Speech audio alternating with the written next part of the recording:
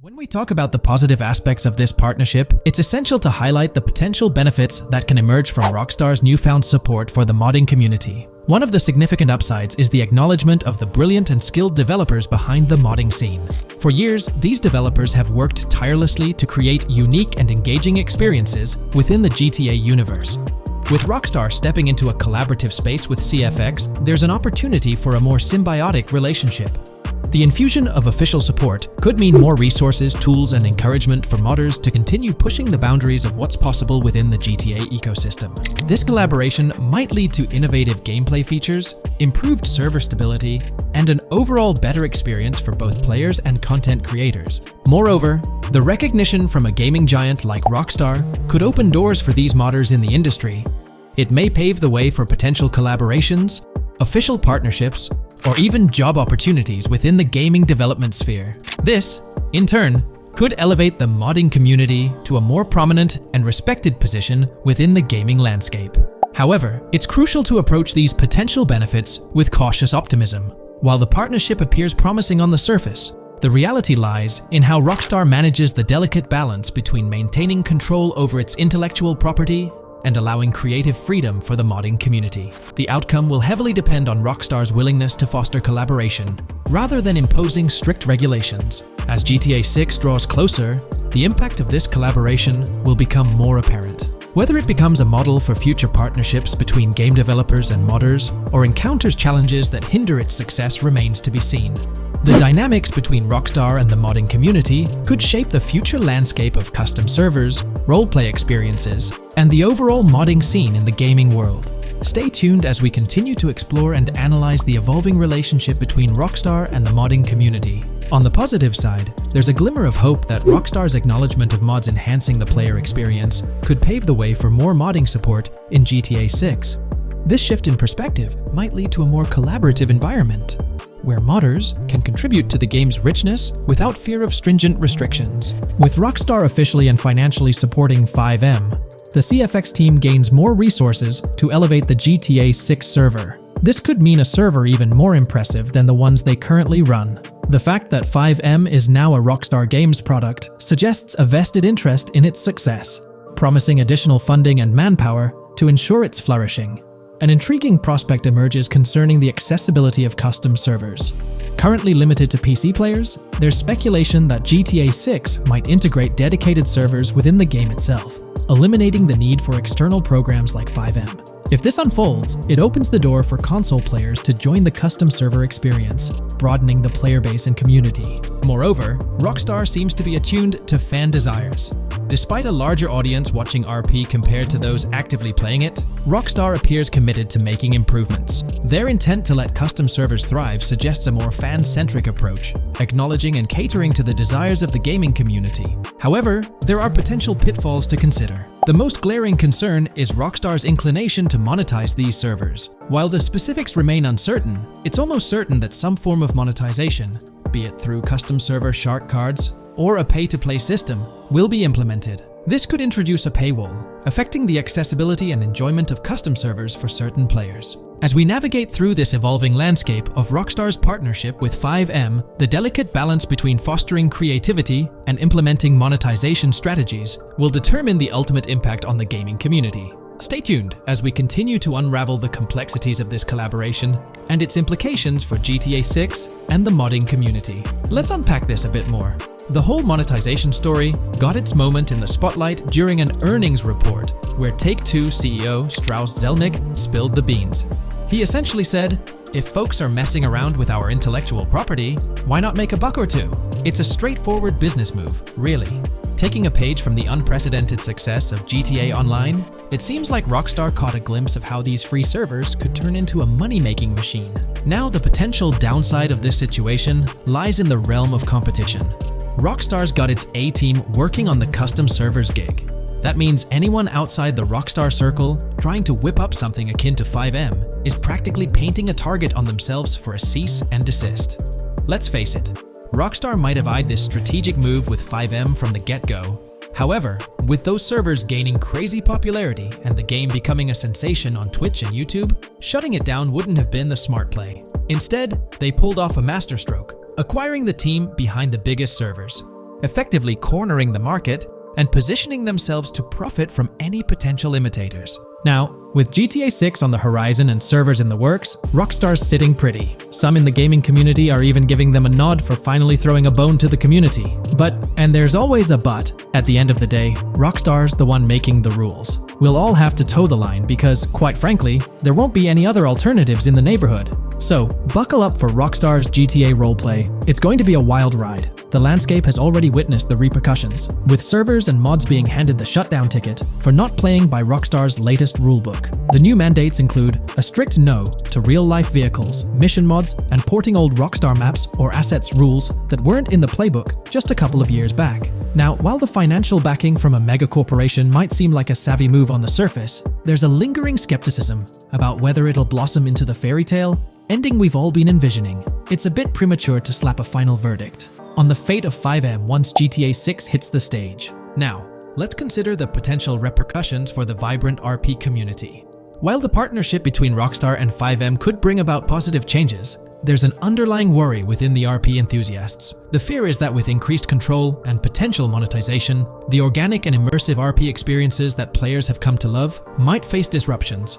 There's been a lot of talk since GTA 6 was announced, with rumors flying all over. But hey, here's a rundown of confirmed stuff like vehicles, items, weapons, and features for the game. Now, the official release of the game is still a good few years away. Rockstar Games is really putting in the work to make this game top-notch. But thanks to a leak, we've got some inside info. We're talking cars, new physics, main characters like Lucia and Jason, map locations, a massive open world, tons of stuff to do in-game, and a bunch of weapons you'll get to use. We've also learned about better AI for non-player characters, some RPG elements, and cool new gameplay features. All this has got the gaming community buzzing about what GTA 6 will bring when it finally drops. Let's dive into the primary video clips making rounds on social platforms, showcasing mission gameplay, and offering insights into Rockstar Games' vision for GTA 6. Among the widely shared footage is a mission featuring Lucia, the game's playable character, and a Latina protagonist attempting to rob Hank's Waffles, a diner. During this early test phase, the non-player characters lack distinct facial features and bear a dummy-like appearance, humorously dubbed in-game as such. By the way, I'm holding a monthly giveaway for a PlayStation 5.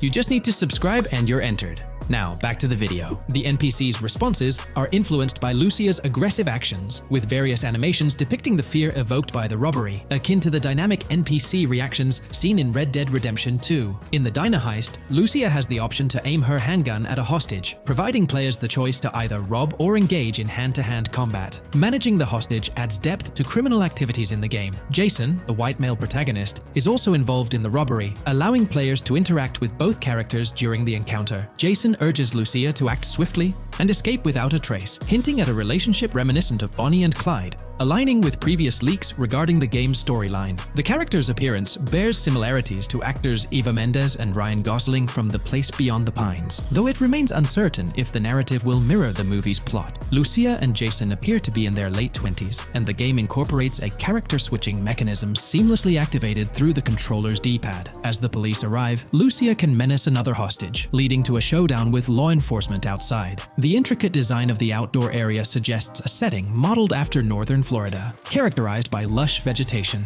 As Lucia and Jason make their getaway, they rack up 2 wanted stars but avoid a shootout, deftly maneuvering around parked cars before commandeering a police cruiser. This early mission stage is apparent with tutorial-like cues, one highlighting improvements in police AI, where law enforcement remembers vehicles linked to illegal actions. The scene wraps up with Lucia driving the police car, Jason reassuring her of their ability to shake off the cops. However, their escape comes to an abrupt halt, with an unintended collision at an outdated car wash. The early footage reveals a minimap reminiscent of Grand Theft Auto 5, with icons possibly denoting missions from unfamiliar characters labeled WM and YJ. As they ascend to the VIP second floor, Dre interacts with DJ Tip, who appears irked by drink delays. A brief spat implies Tip's unpopular status. Dre moves on, and the clip ends. It's important to note that these clips depict early development stages, subject to changes throughout the game's progress. Another intriguing leak spills details on over 500 in-game events, encounters, and Easter eggs. While we can't cover them all, here are a few highlights. Various events like fishing, Satanist houses,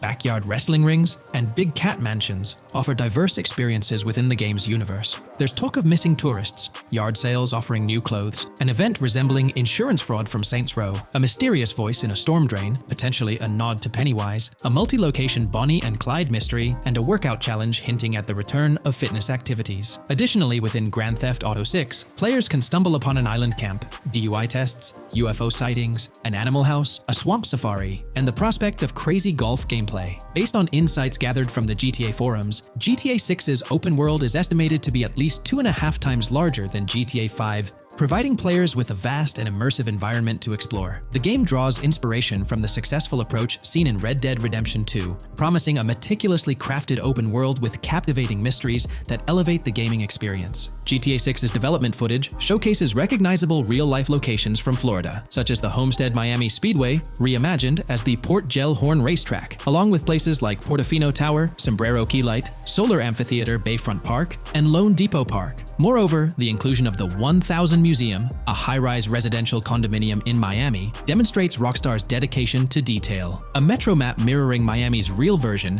adds to the immersive nature of the game world. The presence of lush grasslands and vegetation hints at potential expansion into Georgia, although this aspect remains speculative until officially confirmed. The Miami Beach Police Department's resemblance to the Vice City Neighborhood Police Station shows how Rockstar brings creativity into their world designs. Of course, with any early info, we're waiting for official confirmations to see how these elements fit into the final game. Until then, the mystery around Grand Theft Auto 6 will definitely keep fans excited for its release. Now, let's take a look at the primary locations featured in GTA 6. Ambrosia comprises Ambrosia Farms and the Tarmac. Bayside Copperhead, the Everglades or Grass Rivers, Fairyland, and Fairyland Forest offer distinct settings. The Keys region includes East Key, Low Key, and additional spots like a garage, gas station, and liquor store. Lake Okeechobee encompasses a motel, prison, and racetrack, while Little Haiti, North Beach, and North Miami feature establishments such as gas stations, hideouts, and liquor stores. Port Gellhorn distinguishes itself with detailed spots like an abandoned building, basketball court, beach, bingo hall, bowling alley, car wash, fishing store, fruit stand, gas station, motel, pawn shop, police station, quick shop, raceway, soccer field, and more. Red Hill showcases a forest. South Beach offers a boardwalk, gym, hotel, Ocean Drive, and park, while South Miami Sundown includes a beach and tarmac. Vice Beach encompasses Vice City suburbs and Washington Beach. Miscellaneous locations such as an abandoned hotel, observatory, Fountain of Youth, homeless community, Malibu Club, Monument of Leonida, Redneck Yacht Club, Spaceship House, Underwater Research Facility, and Dinosaur World enrich the gaming world. Recent leaks from this week strongly suggest that Alexandra Christina Echevarri might be the voice behind Lucia in Grand Theft Auto 6. Her voice in a demo reel closely matches the leaked clips of Lucia's dialogues, hinting at her likely portrayal of the character. Throughout this breakdown, we've covered loads of info about Grand Theft Auto 6, diving into different aspects of the game. It was important to cover everything we know about the game so far, and while we're eagerly waiting for it, it might still be a couple of years before we get our hands on it. Let's kick off by highlighting some cool discoveries from the leaked clips, focusing on new features and gameplay details revealed. In one scene, Jason and his pals are chilling by an in-ground pool in a modest neighborhood, cracking jokes about a parody of social media called Life Invader. Their banter brings in playful references to Jay Norris's demise, showcasing that classic Grand Theft Auto humor fans love. Lucia and Jason are shown in animation tests doing different actions like jogging, stopping, and ducking to avoid gunfire. Rockstar's developers also tested vehicle crash physics on an overpass. The highway signs on Interstate 97 mention North Beaches and Lake Leonida, with the current exit leading to Washington Beach. In another interesting scene, Jason finds a shipping container filled with stacks of cash and a motorbike. Various development clips reveal tweaks being made to a vehicle's interior, hinting at potential new designs or customization options for players. Throughout the clips, interactions with NPCs in the open world are demonstrated, including characters taking selfies, which adds depth to the game's environment and immersion. There's a moment where Jason enters a gang member's territory and takes cover behind a truck, showcasing unique animations for characters reacting to being shot. A notable find in the clips is a jetpack, previously leaked by Tom Henderson, which is seen inside the Jack of Hearts Club. The game features parody social media logos like Snapchat, Instagram, and Life Invader. Characters also sport different hairstyles, with details like Lucia's visible bra under her shirt, adding realism. A new feature is the ability for players and NPCs to hold their guns sideways during combat, adding a different dimension to fights. Additionally, Jason is seen twirling his rifle in the air, while another character in a parking lot shoots at him with their pistol held sideways. The leaked clips also reveal early police AI testing, with NPCs NPCs showing better cover usage in shootouts. There's a scene where Jason holds up a diner worker with an assault rifle, and while there are dialogue options similar to Red Dead Redemption 2, they seem placeholder for now. Also, Jason's new ability to go prone is a fresh addition to the series. There's a scene in a thrift or antique shop that allows for robbery, potentially serving as a spot to sell stolen items, adding depth to the gameplay. Another feature borrowed from Red Dead Redemption 2 is the ability to pick up and carry bodies, which adds complexity to gameplay. Red Dead Redemption 2's influence can be seen in several other aspects of this game too. The game brings in several RPG elements, like managing food, drinks, sweat, fatigue, and even taming animals, giving players a deeper gameplay experience. References to mountain bike ramps and city bike rentals promise enjoyable cycling activities. The leaked clips mention a bunch of weapons, from firearms like pistols, shotguns, and rifles, to unusual ones like golf clubs, baseball bats, and crowbars. Players can also use equipment such as flashlights, binoculars, lockpicks, and more. Additionally, players can stay in motels and hotels, with the Kington Hotel being one of the options. There's even a pool party with live music for players to check out. References to the Everglades and wildlife like alligators, snakes, raccoons, and birds suggest diverse environments to explore. The weapon wheel system, similar to Red Dead Redemption 2, limits the number of weapons and items players can carry. Lucia can carry a loot bag, possibly used for robberies or stealing from different places. The inventory system allows players to carry health kits and other items for temporary boosts, and Jason can pick up and drop weapons from his inventory. The clips hint at animations like overdose, suggesting unique actions or events in the game. There are indications of horses and horse riding mechanics, possibly inspired by Red Dead Redemption 2. The open world is full of accessible places, including motels, metro stations, restaurants, pawn shops, and supermarkets. Little details like grabbing a gumball from a quick shop machine add to the overall vibe. A cool feature is the ability to shoot while swimming, adding a new layer to combat situations. All these diverse and interesting elements together promise an immersive and fun gaming experience in Grand Theft Auto 6. Let's dive into the cars of GTA 6. Shout out to the GTA forums for putting together this info. You can find links below to join the discussions. There's a bunch of confirmed vehicles. We're talking the Blista Compact, Ocelot Locust, and a car that looks like an early 90s Buick Skylark. Then there are some new cars without official names, like a 90s Chevy Caprice, a Chevy Malibu from 2016 onwards, a Chevy Sonic, and a Honda Accord from 2018 to 2022. And you know how Rockstar rolls, they'll give these cars their own funny names like they always do. There's more on the list too. Albany Primo, Benefactor Shafter LWB, a mix of Ford Explorer and Tahoe from the 90s or 2000s, a Toyota RAV4 from 2018 onwards, with a mix of Lexus NX style, and a Mercedes Grill, Pegassi Tauros, a 1980s Jeep CJA Scrambler, a 5th Gen F150, a G20 conversion van, a Brute Camper, Vapid Speedo, HV Mixer, Metro Mover, D-Class Sheriff SUV, Mobatsu Sanchez Livery, Nagasaki Street Blazer, a 1970s Ford Ranchero, a 1971 Buick Estate, an Albany Emperor, D-Class Turbo Sabre, Yoga Classic, the Contender, and Sadler. Moreover, gamers can anticipate a range of vehicles in Grand Theft Auto 6, including the Slam Van pickup, Bobcat XL, an updated Regina, Alpha, Gauntlet Classic, Moonbeam Helion, Boxville Go Postal, an unidentified Albany vehicle drawing inspiration from a 1959-60 Cadillac, a Rebel, an unknown Asian sedan, a Ferrazzi or Feroci, Baller, Novak, Buffalo STX, Alpha and Feudo, a Benson NF 890, Buffalo without a sports bumper, and the Stanier and Landstalker. This extensive lineup promises an immersive and varied driving experience for players within the game. What's got you hyped about this game? Share your thoughts in the comments below.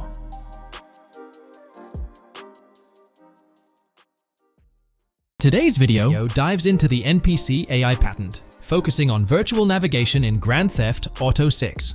This patent sheds light on the intricacies of in-game traffic, promising a heightened level of realism compared to previous iterations. We'll explore the notable enhancements Rockstar has implemented, creating a more sophisticated system that elevates the gaming experience. By examining various sources, we aim to provide a comprehensive overview of this navigation system, offering insights into what Rockstar has in store for NPC navigation in GTA 6. Let's delve into the details of this intriguing patent. System and method for virtual navigation in a gaming environment. Let's break down this patent for a moment. Essentially, it gives us insight into how non-playable characters operate within the game environment. They explain that NPCs' actions are controlled through artificial intelligence, allowing for real-time decision-making based on preset algorithms. In many systems, this is achieved through nodes and links, where each node contains important data that influences NPC movement. For example, In a game involving vehicles, this data could include factors like vehicle speed, lane width, road type, and number of lanes. Now, these nodes are essentially waypoints that NPCs follow to navigate from one point to another. In simpler sections of the road, these nodes might be connected linearly, guiding NPCs straightforwardly. But in more complex areas like junctions, the nodes become more intricate. Take a basic intersection, for instance. A vehicle approaching it would have several exit options, leading to a branching network of nodes. In older systems, like the one used in GTA 5, NPCs might make decisions at these junctions based on simple rules, sometimes leading to behaviors that seem a bit random. However, this conventional method has its limitations, especially when it comes to handling various factors like weather conditions, changing lanes, parking cars, or anticipating road exits. In these situations, the old system could falter, as NPCs might not adapt well to the dynamic environment. One downside of the node-based system is its limited capacity to replicate real-life factors that humans naturally consider. Another drawback is its constraint in automating NPCs effectively. Due to memory and processing limitations, only a set number of NPC-controlled cars can be spawned in the game. Naturally, players crave a more immersive experience with a greater number of NPC-controlled cars on the road. Moreover, in conventional systems, NPCs often repeat the same actions, and some may even disappear as players get closer to them. Additionally, in GTA 5, the system relies on local traffic avoidance for NPCs to steer clear of collisions. This means that NPCs continuously scan their immediate surroundings each frame for any obstacles like vehicles, pedestrians, or objects. Using a front-facing polygon, they gather data about the road layout and calculate the optimal steering angle to dodge obstacles or stay on the road. It's worth noting that this process occurs independently for each frame, without any reference to previous frames. This results in slower detection, as the system may not recognize a road blockage promptly.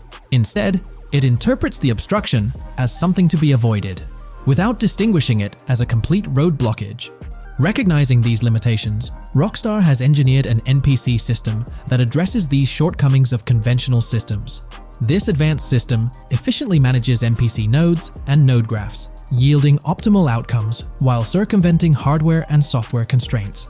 NPCs in this system demonstrate heightened spatial awareness and adaptability, capable of altering routes based on real-time data from the environment.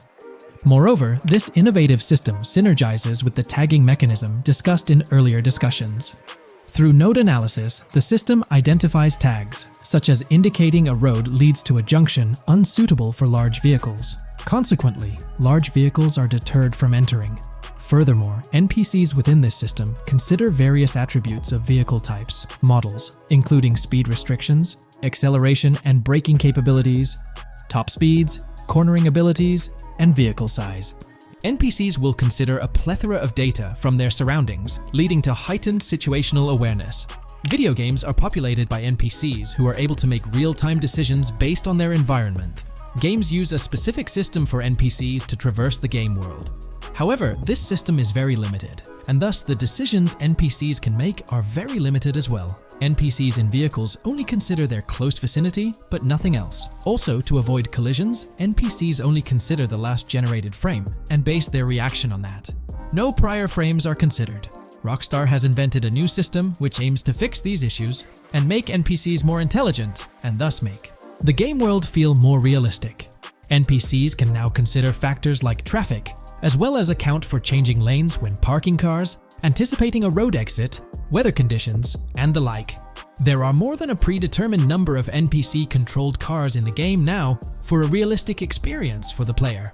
Vehicles can now plan accordingly in case there is any type of road blockage. This also applies to police cars being able to navigate their way through traffic during a chase. I'd like to highlight another breakdown of the patent, which dates back 3 years ago. Let's delve into it. Takeaway from yesterday's patent post. I've read over the patent post from yesterday, and I noticed a lot of people missed the most exciting information in it. I'll sum it up in non-technical language. It's essentially a method to improve vehicle AL when driving currently. When NPCs drive on the road, they can sense a few cars around them to determine crashes or other things to drive around. This is dumb AL, as it has very few factors to take into account, and requires a lot of computational resources. This is why vehicles despawn when far away to free up the CPU. Rockstar's patent describes a system that primarily will change this and give NPCs more situational awareness. They will essentially have an objective of navigating from one location to another. Simplified, but is essential in making routines similar to RDR2, and be able to take into account other external factors. Coolest of all, NPCs will still exist when your game isn't rendering them in this implementation. Specific examples mentioned by Rockstar state they will be able to use weather conditions, traffic, and crashes to determine where to go. Some areas might be dangerous in the rain, they might avoid it. If an area has too much traffic, they will avoid it. Possibly destructible environmental areas could be reacted to. Similar to bridges in Just Cause, this point is speculation, however. Cars will also be able to take into account number of lanes and speed in their decisions. NPCs will be also able to take into account high-speed chases and be able to navigate if they themselves are speeding. There will also be other reactions that are mentioned specifically, such as changing lanes before a highway exit appears, and as Rockstar puts it, driving slower on residential-type roads, or having to perform certain maneuvers to avoid oncoming traffic on single-lane streets. The large part they also mention is this implementation uses a lot less processing power. The NPC schedules can be relayed by a central server. They could possibly use the console itself as well, and it doesn't require the same constant surrounding analysis. As previous Rockstar mentions, this will allow them to have denser traffic with the same resources. A large aim also seems to be realism. Rockstar's patent mentions realistic reactions to various factors as being the main intent. For example, NPCs will each have different driving ability levels based on the driver and the car. Essentially, each driver will have its own profile and have unique driving characteristics as well as skill level. Some might speed, others might not. Each vehicle will also affect the driving of these drivers. We're eagerly anticipating the debut of this new system in action in GTA 6. Share your thoughts in the comments section below. Taking a deeper dive into GTA 6, we find out new info around the highly anticipated Trailer 2, highly probable predictions, and the projected timelines associated with this game.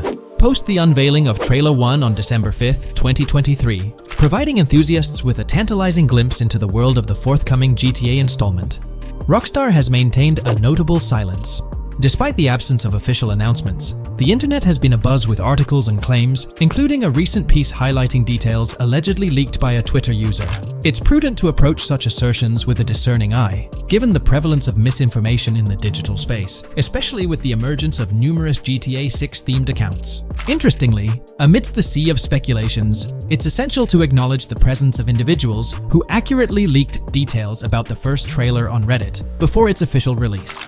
One mysterious figure stands out, predicting not only the featured song, but also pinpointing the release date, directing curious minds to their username as a form of verification. This individual, while refraining from sharing disruptive insights into the game's development, did provide a tantalizing glimpse into new features.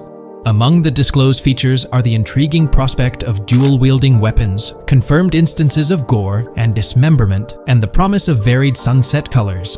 A unique addition to the GTA universe includes a Miami-themed 3v3 basketball element, with a connection drawn to a hypothetical collaboration between Rockstar and LeBron James.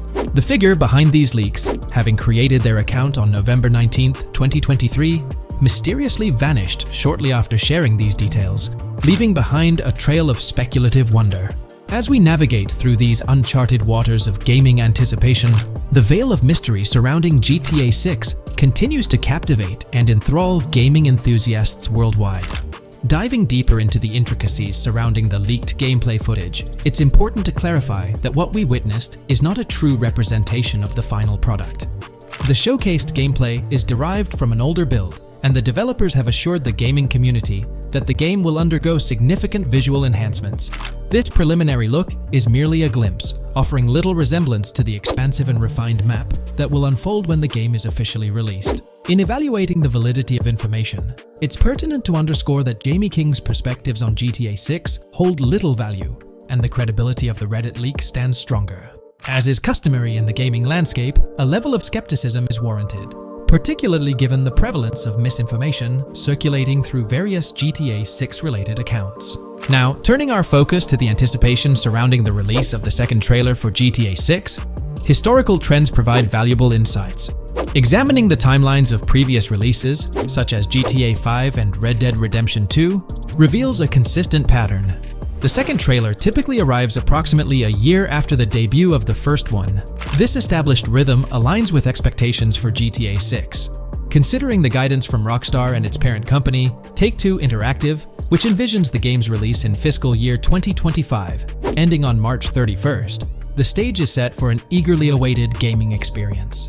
The projected revenue of $8 billion underscores the ambitious plans to deliver groundbreaking titles, with GTA 6 at the forefront. The confirmation of the 2025 release through the first official trailer adds another layer of certainty to the equation. With the prospective release of GTA 6 in the first quarter of 2025, the logical assumption is that the second trailer will make its debut sometime in 2024. Speculations within the gaming community have surfaced, with one user dissecting the first trailer and estimating an August or October release for Trailer 2, followed by a potential final trailer in January. The sentiment resonates with the idea of maintaining momentum and sustaining excitement among fans. An intriguing twist enters the narrative with the potential release of the PS5 Pro in November, suggesting a strategic move to reduce the waiting time for additional information. As the community engages in this dynamic dance of anticipation, excitement mounts for the next trailer, where glimpses of actual gameplay are eagerly awaited. Venturing deeper into the realm of anticipation surrounding GTA 6, comparisons with Red Dead Redemption 2, which boasted 6 trailers, underscore the immense budget and expansive scope that the upcoming installment is set to showcase. Expectations are set for a dynamic marketing approach with 2 trailers, each dedicated to unraveling the story of a protagonist. This anticipation is further fueled by the likelihood of a dedicated gameplay trailer, shedding light on the mechanics and features, as well as a comprehensive trailer providing insights into the vastness of the game's map. Additionally, there's a tantalizing prospect of a trailer focusing on the diverse groups and gangs that inhabit distinct zones within the game. This comprehensive promotional strategy is indicative of a monumental project that promises to redefine the gaming landscape. Now, let's unravel the rationale behind the assertion that GTA 6 is poised for a late 2025 release. Examining the historical trajectory of game releases, particularly the 2-year gap between the initial trailer and the game hitting the shelves, aligns seamlessly with fiscal reports. This alignment serves as a solid foundation for confidence in predicting the game's availability by the end of 2025. Pondering the intriguing possibility that GTA 6's launch timeline might mirror that of its predecessor, GTA 5, sparks curiosity. Noting the first teaser trailer's debut on November 2nd, 2011, and comparing it with GTA 5's unveiling on December 5th, 2023, there's a parallelism that invites speculation. Expanding this analogy to include the release of the first 2 screenshots for GTA 5 on July 12, 2012, suggests a timeline for potential content drops for GTA 6. If we entertain the notion of a 1-year gap between the first and second trailers, mirroring historical patterns, and factor in Rockstar's potential aim for a fall release, an intricate timeline unfolds. Of course, acknowledging the industry's unpredictability, potential delays could sway this projection. Encouraging the community to share their insights, the script opens a channel for predictions regarding the release of GTA 6 Trailer 2. For those intrigued by a personal timeline, a meticulous projection is presented. The anticipation of Trailer 2 making its debut around April or May 2024, strategically ahead of the summer, is poised to keep the gaming community buzzing. Subsequent to this, the prediction of a 3rd trailer, potentially a gameplay trailer, surfacing around October or November of the same year, with the possibility of extending into December, adds to the excitement. Early 2025 is earmarked for another critical trailer, presumably a launch trailer, complemented by TV spots to amplify the buzz. During the interim periods, additional content drops are anticipated, featuring new screenshots, short-form videos, and artworks, ensuring a sustained engagement with the gaming audience. Acknowledging the evolving landscape of marketing, the script posits that character trailers, a hallmark of GTA 5's promotional strategy, may not be a focal point this time. The shift from 3 protagonists in GTA 5 to 2 in the current installment lends credence to this assertion. The first trailer introduced Lucia, and the prediction is that the second trailer will shift the spotlight to Jason, offering glimpses into his character and potentially unveiling more facets of the game's map, including Sport Gilhorn. Furthermore, a dedicated story trailer is envisioned, delving deeper into the narrative, characters, and plot. If Rockstar aims to sustain the momentum generated by the first trailer and is eyeing an early 2025 release, the likelihood of witnessing the second trailer before the summer of the current year becomes plausible. This expansive and speculative exploration of GTA 6's potential trajectory invites the gaming community to share their perspectives, fostering an engaging discourse in the comments section. There's been quite a buzz about Jason, one of the main leads in the highly anticipated Grand Theft Auto 6. People are spinning theories left, right, and center, suggesting he might be an undercover cop, an agent, an ex-cop, or even someone with a military background. It's been the talk of the town ever since the first official trailer dropped. Now, I've got to warn you, what we're about to discuss might just spoil a bit of the GTA 6 storyline for you. But hey, if you've been keeping tabs on the GTA 6 grapevine, chances are you've already heard murmurs about these theories. Now, I gotta stress, folks, that as exciting as these speculations are, they're just that, speculations. Nothing set in stone. But here's the deal. There are some interesting things in Jason's outfit from certain glimpses in the trailers and Rockstar's promotional stuff that sort of fuel these speculations. They're like breadcrumbs teasing us about Jason's potential undercover identity. So today, I'm here to unravel these clues and take you through the evidence we've got so far. We'll start with the very first trailer of Grand Theft Auto 6. You know, the one that set the internet on fire? We'll dissect it bit by bit and get into the nitty-gritty of this theory that's got the GTA 6 community all hyped up. And it's not just about the trailers, folks. Oh no, there's a whole treasure trove of articles out there discussing findings made by fans, diving into details, and connecting dots. We're gonna sift through all that too. And hey, while we're at it, let's not forget about the actors. There's been some chatter about who might be stepping into the shoes of Jason in this game. So we'll toss that into the mix as well. There's plenty to unravel, and we're here to explore every nook and cranny of this speculation, piece by piece. So grab your favorite snack, get comfy, because we're about to embark on a journey through the GTA 6 speculations, theories, and rumors about Jason. Let's start off by jumping into this interesting Reddit post. I've seen some speculation that Jason is an undercover cop makes sense since we see first-person gameplay of a police raid. I'm guessing he falls in love with Lucia, and his storm between his duty and his love could be not true, but it seems like it would be a good twist in something Rockstar would do. Okay, let's take a deeper dive into this scene where we encounter these 4 police officers. They're pretty unmistakably cops with that distinct police badge on their body armor. It's crucial to note the small details here, especially regarding their attire, as it might hold some key information. Now, among this squad of officers, there's one guy who stands out from the rest. He's chilling on the far right, sporting a casual white tank top, while the others are all suited up in body armor, their caps turned backward. This difference suggests a hierarchy within the group, making us wonder if this dude's perhaps a higher up or holds a different position within the force. The intriguing part, though, is the context of this scene. It feels like a pivotal moment, almost as if these officers are significant characters in the narrative. But let's pump the brakes a bit. It's all speculation at this point. We can't be certain of their importance or their roles in the storyline just yet. Now, let's loop this back to Jason, the main focus of our attention. There's a striking connection here.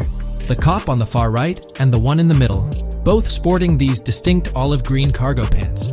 These pants seem to be a part of their uniform, something that catches the eye. But here's the twist. The same style of cargo pants is seen on Jason in the official Grand Theft Auto 6 artwork released by Rockstar. Coincidence? Maybe, but it feels like too much of a match to ignore. What's up with these pants? Is it a fashion trend among the police force in the GTA 6 universe? Or could it be hinting at a deeper connection between these officers and our protagonist Jason? The plot thickens, and we're left to ponder the significance of these subtle visual cues. Is there a backstory linking these officers to Jason? Or is it merely a design choice by the creators to establish a visual pattern? We're left with questions, my friends. Questions that make us itch to uncover more about this intriguing storyline. So, buckle up as we continue this investigation, piecing together clues and theories, aiming to decipher the enigmatic links between these officers and our mysterious main character, Jason. There's a whole world of possibilities waiting to be explored within the realm of Grand Theft Auto 6. Let's dive into this article by Exputer that further supports this rumor. GTA 6 fans have been busy digging into the lore of both protagonists since the trailer dropped. It appears that users may already have found notable details about Jason. A slew of forums and posts have popped up with speculations with evidence that complies with prior findings. A post by the Redditor, Jack_Torrance80, on the GTA 6 subreddit solidifies the past rumors that clarified that Jason would start the game as a cop. The pants worn by the protagonist in the GTA 6 poster are a part of the official uniform of Miami-Dade Police. The green cargo pants are the same color used by the Miami-Dade police SWAT team. Additionally, the inclusion of body cam footage in the trailer may also imply his past background as a cop. It is speculated that he was dismissed from the service during the events of the game, having to continue his life as a petty thief. In the side-by-side comparison, you'll notice something intriguing. Those pants on the right in the image are an exact match to the ones worn by those police officers in the trailer clip. The detailing with those black bands and the gun holsters, it's all there. But here's where it gets interesting. Jason, in the official artwork, doesn't seem to have any of those gun holsters.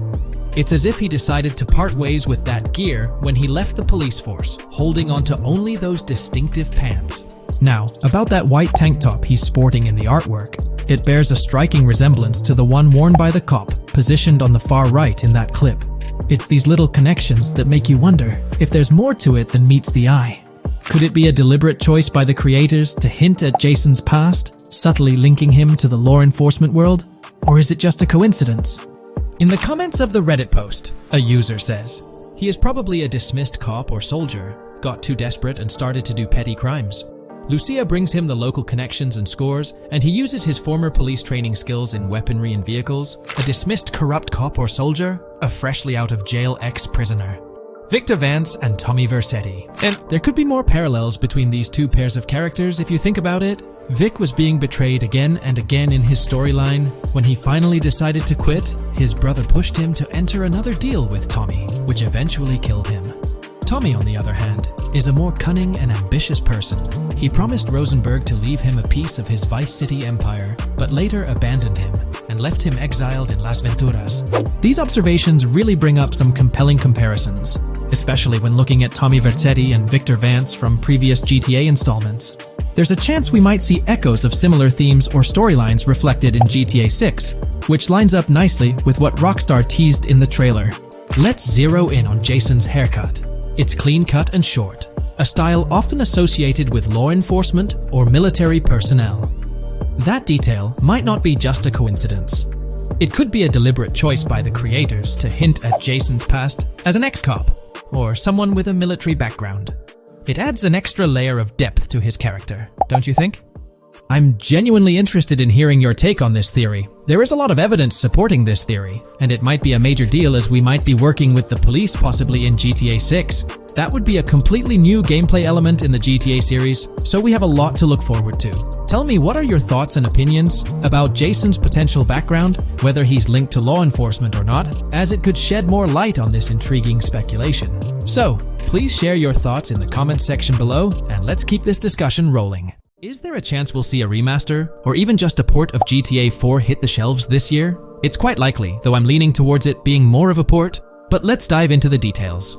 Back in July 2022, TezFuns2 made it known on Twitter that as per a reliable source with clear accuracy on Rockstar plans, remasters of GTA 4 and RDR1 were on the table a few years ago, but Rockstar chose not to proceed with the projects in mind. The poor reception of the Trilogy Definitive Edition might be a reason behind that decision. After that post surfaced, the topic went quiet for quite a few months, over a year in fact. Then, out of the blue last year, Rockstar Games dropped the bombshell and revealed a fresh project in the Red Dead Redemption universe.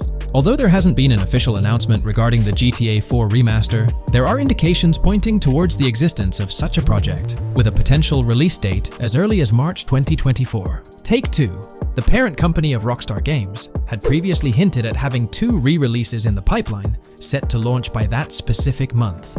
The original Red Dead Redemption was among the 2 games mentioned, leaving room for speculation that the other could potentially be GTA 4, while it's also plausible that this could be an entirely different project unrelated to the Grand Theft Auto franchise. It's worth considering. This isn't the first time there have been murmurs about a GTA 4 re-release or remaster.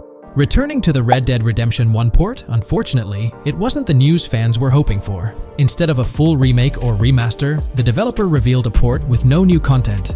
Typically, when people hear about a remaster or remake, they expect incredible graphic improvements, higher resolution, better quality textures, and advanced graphical effects like ray tracing. Contrary to these expectations, many argue that this game needs significant improvements, particularly concerning inconsistencies in the story. In 2018, Red Dead Redemption 2 was released as a prequel, introducing story elements that created inconsistencies with the first Red Dead Redemption.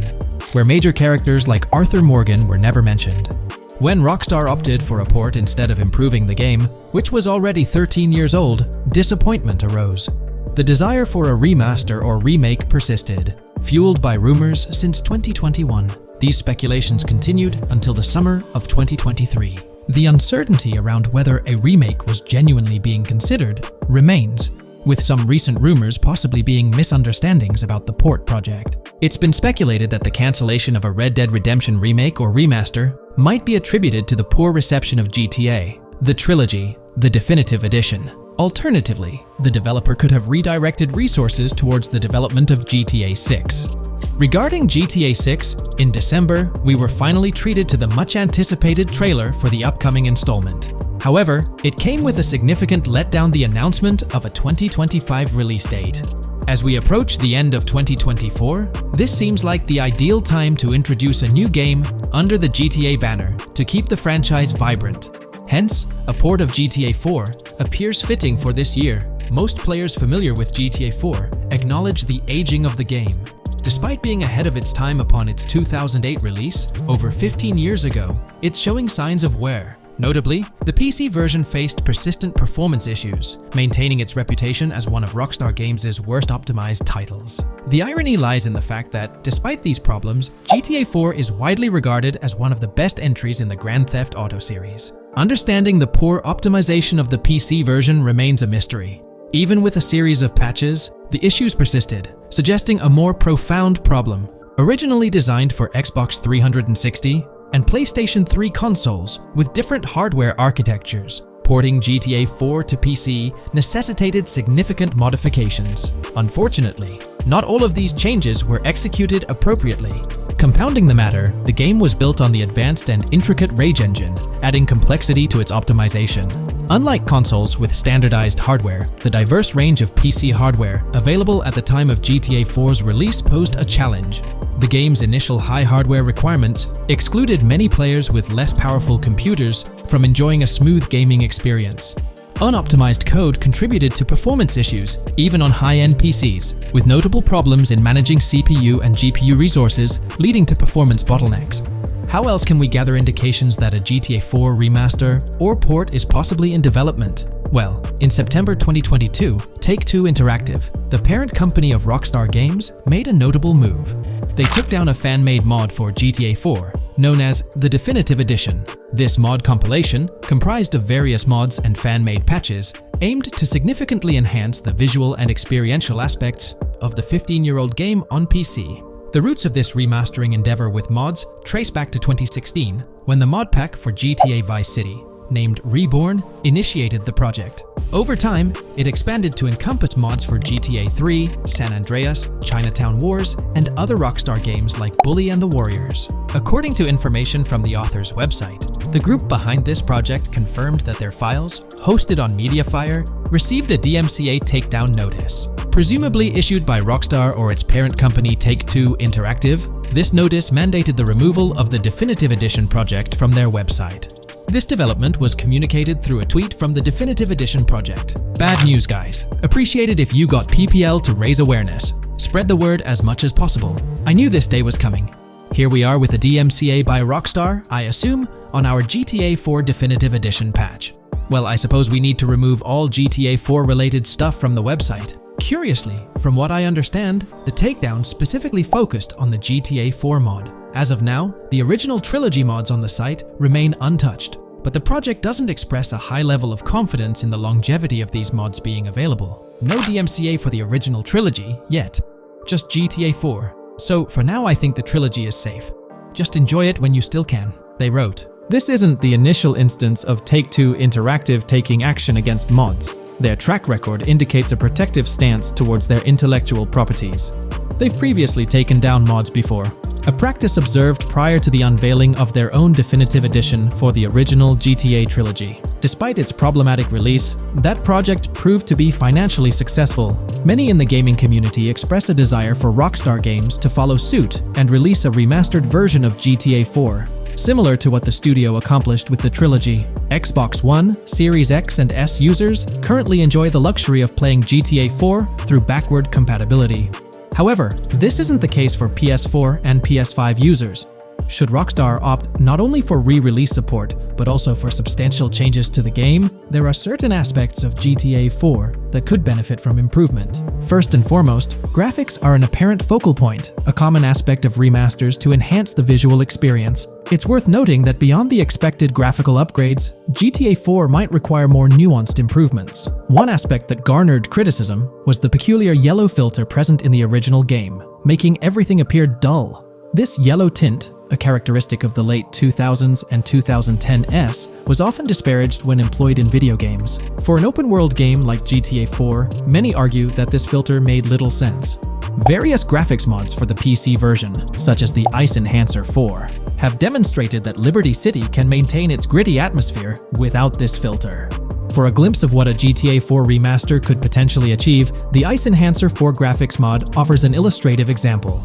Developed over several years by the skilled modder Haysam Kilani, this fan-made graphics overhaul aimed to elevate the game's visual experience well beyond its original state. On the flip side, individuals who have a fondness for the original yellow filter in the game may not find favor with this mod. If Rockstar opts to stay faithful to the original and preserve the color scheme, it would still be beneficial to update the environmental textures. Over time, these textures have aged considerably, featuring a noticeably low resolution that now appears outdated. Moving on, one of the most memorable aspects of GTA 4 is the recurring scenario where Roman calls Nico to go bowling. Nico, it's your cousin. You want to shoot some pool? Roman, I can't talk now. Damn! This feature, while often considered a source of humor, can be somewhat bothersome. Nico's friends frequently reaching out for social activities can prove distracting, especially during critical missions or while immersed in the exploration of the open world. Rejecting these calls actually decreases your relationship with that friend, impacting specific benefits they offer. GTA 5 addressed this issue by making interactions with friends more user-friendly, introducing new activities to engage in. Incorporating similar friend activities in a remastered version of GTA 4 would be a positive and welcome addition. Another area of improvement is clothing and customization. The clothing options for Nico in GTA 4 are quite limited. Notably, the game lacks the iconic fingerless gloves seen in promotional art and trailers. A remaster could rectify this, especially considering the community's disappointment over their absence. Additionally, though hairstyles were planned, they were not included in the final game, as evidenced by the presence of barbershops in the game files. A remaster could enhance clothing options and introduce hairstyle changes, mirroring the customization available in GTA Online. Unlike GTA San Andreas or GTA 5, GTA 4 lacks car customization features. Players can only randomly change their vehicle's primary color at a pay and spray. While this might not have been a significant issue in earlier titles like GTA 3 or Vice City, it does feel like an oversight in a more modern title like GTA 4. A remaster could bring in more extensive vehicle customization options. Given the central role of vehicles in the Grand Theft Auto games, enhancing customization not only adds depth but also makes the gaming experience more immersive. In fact, acquiring new and rare cars is often considered the most appealing aspect of GTA Online, and a remaster could significantly enhance the appeal of GTA 4 through this single feature alone. While Rockstar Games has been dedicating their efforts to newer projects, it's intriguing to observe that GTA 4 hasn't been entirely neglected by them. Surprisingly, the game has received updates, albeit sporadically, even years after its initial release in 2008. A notable recent update, released in 2023, caught many fans off guard. This update primarily focused on security, aiming to safeguard the game's source code from potential leaks. It's interesting to reflect on the context surrounding this security update. Since Rockstar Games removed the multiplayer aspects of the GTA 4 Complete Edition on Steam and their launcher in March 2020, the need for such security measures raises questions. Without active official multiplayer components, this move appears to be a proactive response to a prior security breach. In that incident, a hacker infiltrated Rockstar's security system, leaking pre-alpha version footage of the highly anticipated GTA 6. While Rockstar's immediate focus is on bringing GTA 6 to fruition, the possibility of a GTA 4 remaster isn't entirely dismissed. There's a genuine belief that something related to GTA 4 is in the works this year. If not, the prospect remains open for the future, potentially after the release of GTA 6. The year 2028 marks the 20th anniversary of GTA 4, presenting a considerable time frame. Although it involves patience, the wait could be worthwhile if Rockstar decides to give GTA 4 the remaster treatment it deserves. It's crucial to acknowledge the dynamic nature of the gaming industry, with Rockstar consistently pushing boundaries with each release. By the time a potential GTA 4 remaster materializes, we might witness a game that not only enhances the original but also leverages the latest advancements in gaming technology. Hey there, great news for GTA fans. GTA 6 is making some big changes to the series. We've got a load of interesting info about the game that you should definitely hear about. Just a heads up, the details we've got are from leaked online footage, but sorry, no links or showing it. Still, loads of cool stuff to share, like new animals, AI changes, RPG elements, and more. Let's dive in. Fact 1: interactions with NPCs are getting way cooler. You'll have choices like threatening, robbing, shooting, or restraining them. Some missions will even have gesture-based actions, like Red Dead Redemption 2. Car damage is more realistic, and the insides are crazy detailed, with working dashboards. Fact 2. Let's talk weapons. GTA 6 is changing things up, taking a page from Red Dead Redemption 2. Instead of a big weapon wheel, you'll have slots for small firearms, melee weapons, rifles, and shotguns. No unlimited weapons, but you can drop and pick them up as you go. Fact 3. In the developmental phase, there was a sighting of Arthur Morgan's hat, though it's uncertain if this will make it to the final game. Players now have the option to surrender to the police during a robbery, which adds a thrilling twist. Police response time has been updated to feel more real, displaying a timer that varies based on the crime's severity. A murder, for instance, prompts a faster response than a robbery. The maximum wanted level is capped at 5 stars in GTA 6, and the possibility of a 6-star level seems improbable in the current gameplay being developed. By the way, I'm holding a monthly giveaway for a PlayStation 5. You just need to subscribe and you're entered. Now, back to the video. Fact 4. Police AI has significantly improved from the last game. Instead of rushing in blindly, they now exhibit more realistic and intelligent behavior. If you commit a crime and flee in a vehicle, cops will note the specific vehicle and license plate, making evading them more challenging. Fact 5. Let's talk about the strong emphasis on indoor locations in GTA 6. There's a bunch of different interiors to explore, like nightclubs, motels, hotels, restaurants, pawn shops, supermarkets, fast food joints, gun stores, shooting ranges, and the Vice City metro station. Plus, they've added working elevators for a more immersive feel. Interestingly, there's a risk of players getting banned from stores, which adds a twist. Fact 6. Moving on to the characters. GTA 6 introduces 2 protagonists, Jason, played by Brian Zampella, and Lucia, portrayed by Alexandra C. Echevarri, who happens to be the franchise's first playable female character. You can switch between them instantly. They're also a couple, drawing inspiration from Bonnie and Clyde. Fact 7. Clothing in the game behaves realistically. You can wear accessories like sunglasses, watches, wristbands, and hats in different ways. The detail is pretty cool, with sweat, dirt, and wrinkles adding to the realism. Fact 8. GTA 6, internally dubbed Project Americas, had a codename during development, like GTA 5, called Rush, and Red Dead Redemption 2, Bonniere. Originally, the plan was for a bigger map covering North and South America, but changes in Rockstar's approach scaled it down. Still, it's shaping up to be a memorable experience with its features and locations. Fact 9.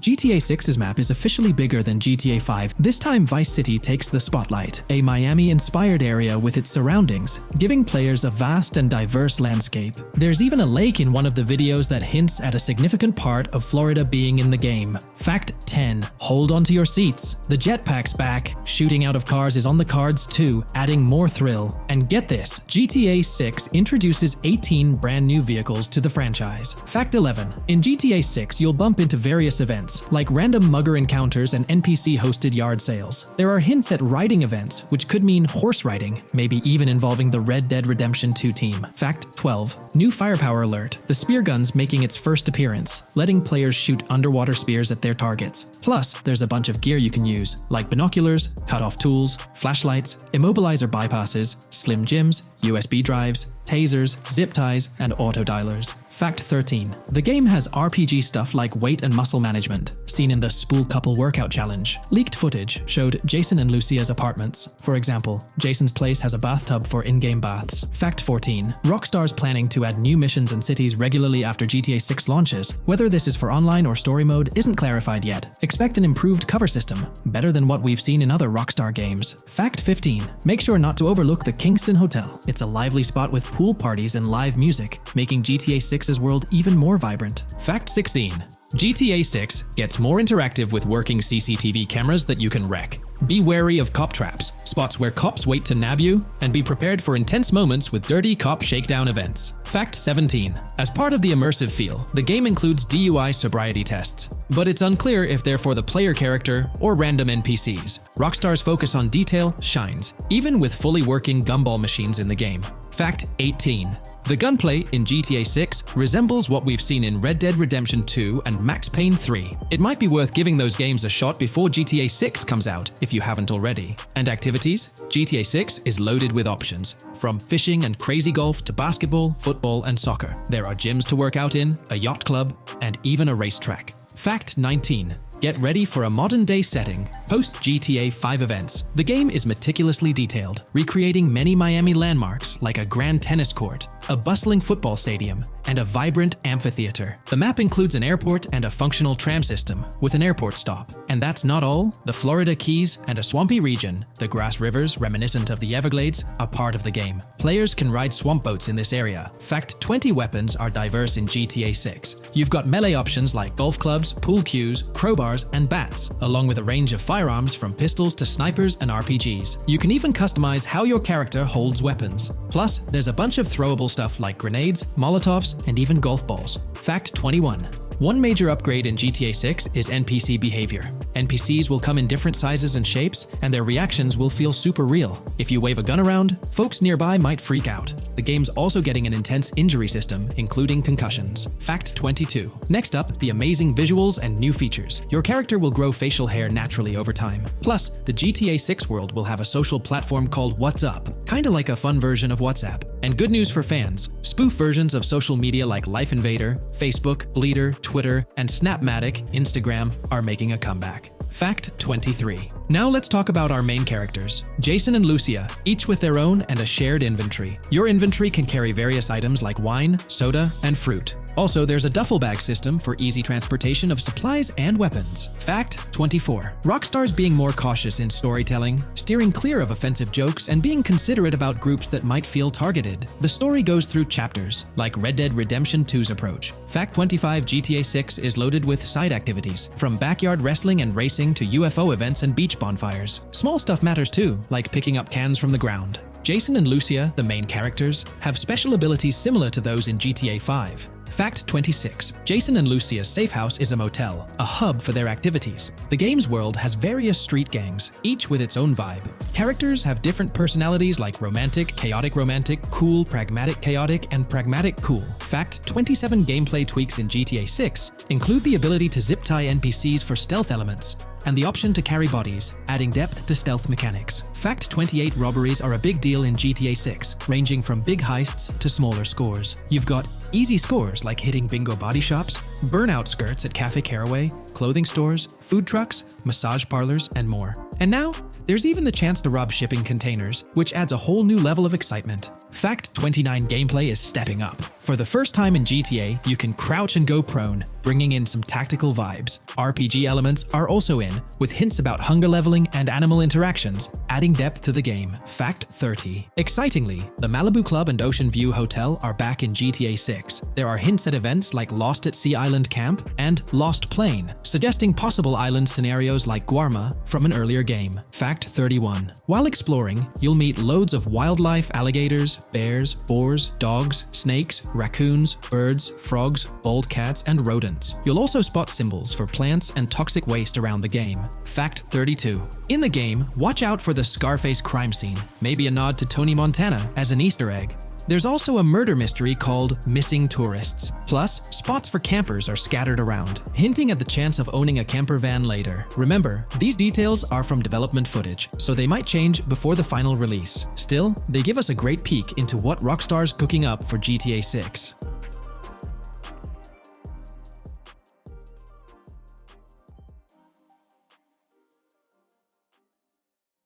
Welcome to this video where we're going to explore 30 confirmed features of GTA 6 that Rockstar Games has officially talked about. But first, a quick heads up. The info we're sharing comes from a security breach and leak of GTA 6 pre-alpha footage. Rockstar Games acknowledged this leak on their official Twitter. Just to be clear, we won't be showing any gameplay footage due to possible copyright issues, but we'll definitely dive into these cool features. Feature 1. Looks aren't just for show. The reactions of non-playable characters, NPCs in GTA 6, are pretty fascinating. How clean your character is, and their overall appearance affect how these in-game characters respond to you. It adds a cool layer to the game, considering how NPCs react differently based on your character's appearance. Feature 2. Let's rev up the excitement with some serious vehicle action. Imagine cruising through the Everglades in a top-notch hovercraft. That's just one of the personal rides available right from the start. And there's more, like taking the wheel of a bold 1970 Ford Ranchero GT in striking red and black, owned by a character named Jason. Feature 3. Here's another level of immersion. Each character has their own stuff, so when you're playing as Jason, you can tap into Lucia's stash and vice versa. Say Jason's low on assault rifle bullets. If you're close to Lucia, you can ask her for some. It opens up a bunch of possibilities for teamwork and sharing resources in the game. Feature 4. For all you die-hard GTA fans, there's a new clothing store in town called Arches. It's got a fresh collection to amp up your character's style. Feature 5. Let's talk graphics. In GTA 6, the clothes are seriously detailed. Wrinkles, dirt marks, and even sweat. Paying so much attention to clothing details makes the characters look super real, adding a ton of authenticity and making the game more immersive. Feature 6. While exploring the vast game world of GTA 6, you'll see a seamless mix of modern vehicles in urban areas and older ones in rural spots like the Everglades. It gives that cool GTA vibe, whether you're cruising in a flashy city car or taking a nostalgic drive in the countryside. GTA 6 has a bunch of wheels to fit whatever mood you're in. Feature 7. During certain heists, there's a timer showing when the cops will show up. Some think it's a developer thing, but it could mean players need to plan their heists well, syncing with the police response for a perfect score. That'd definitely add an exciting twist. Feature 8. I'm buzzing about this one. GTA 6 will feature a massive aquarium. Yes, you heard that right. Players get to explore an aquarium within the game, adding a cool new element to the gameplay. Feature 9. There's a limit on inventory space. Players can't stockpile an endless number of items. A smart move would involve rummaging through crates and storage spots at the docks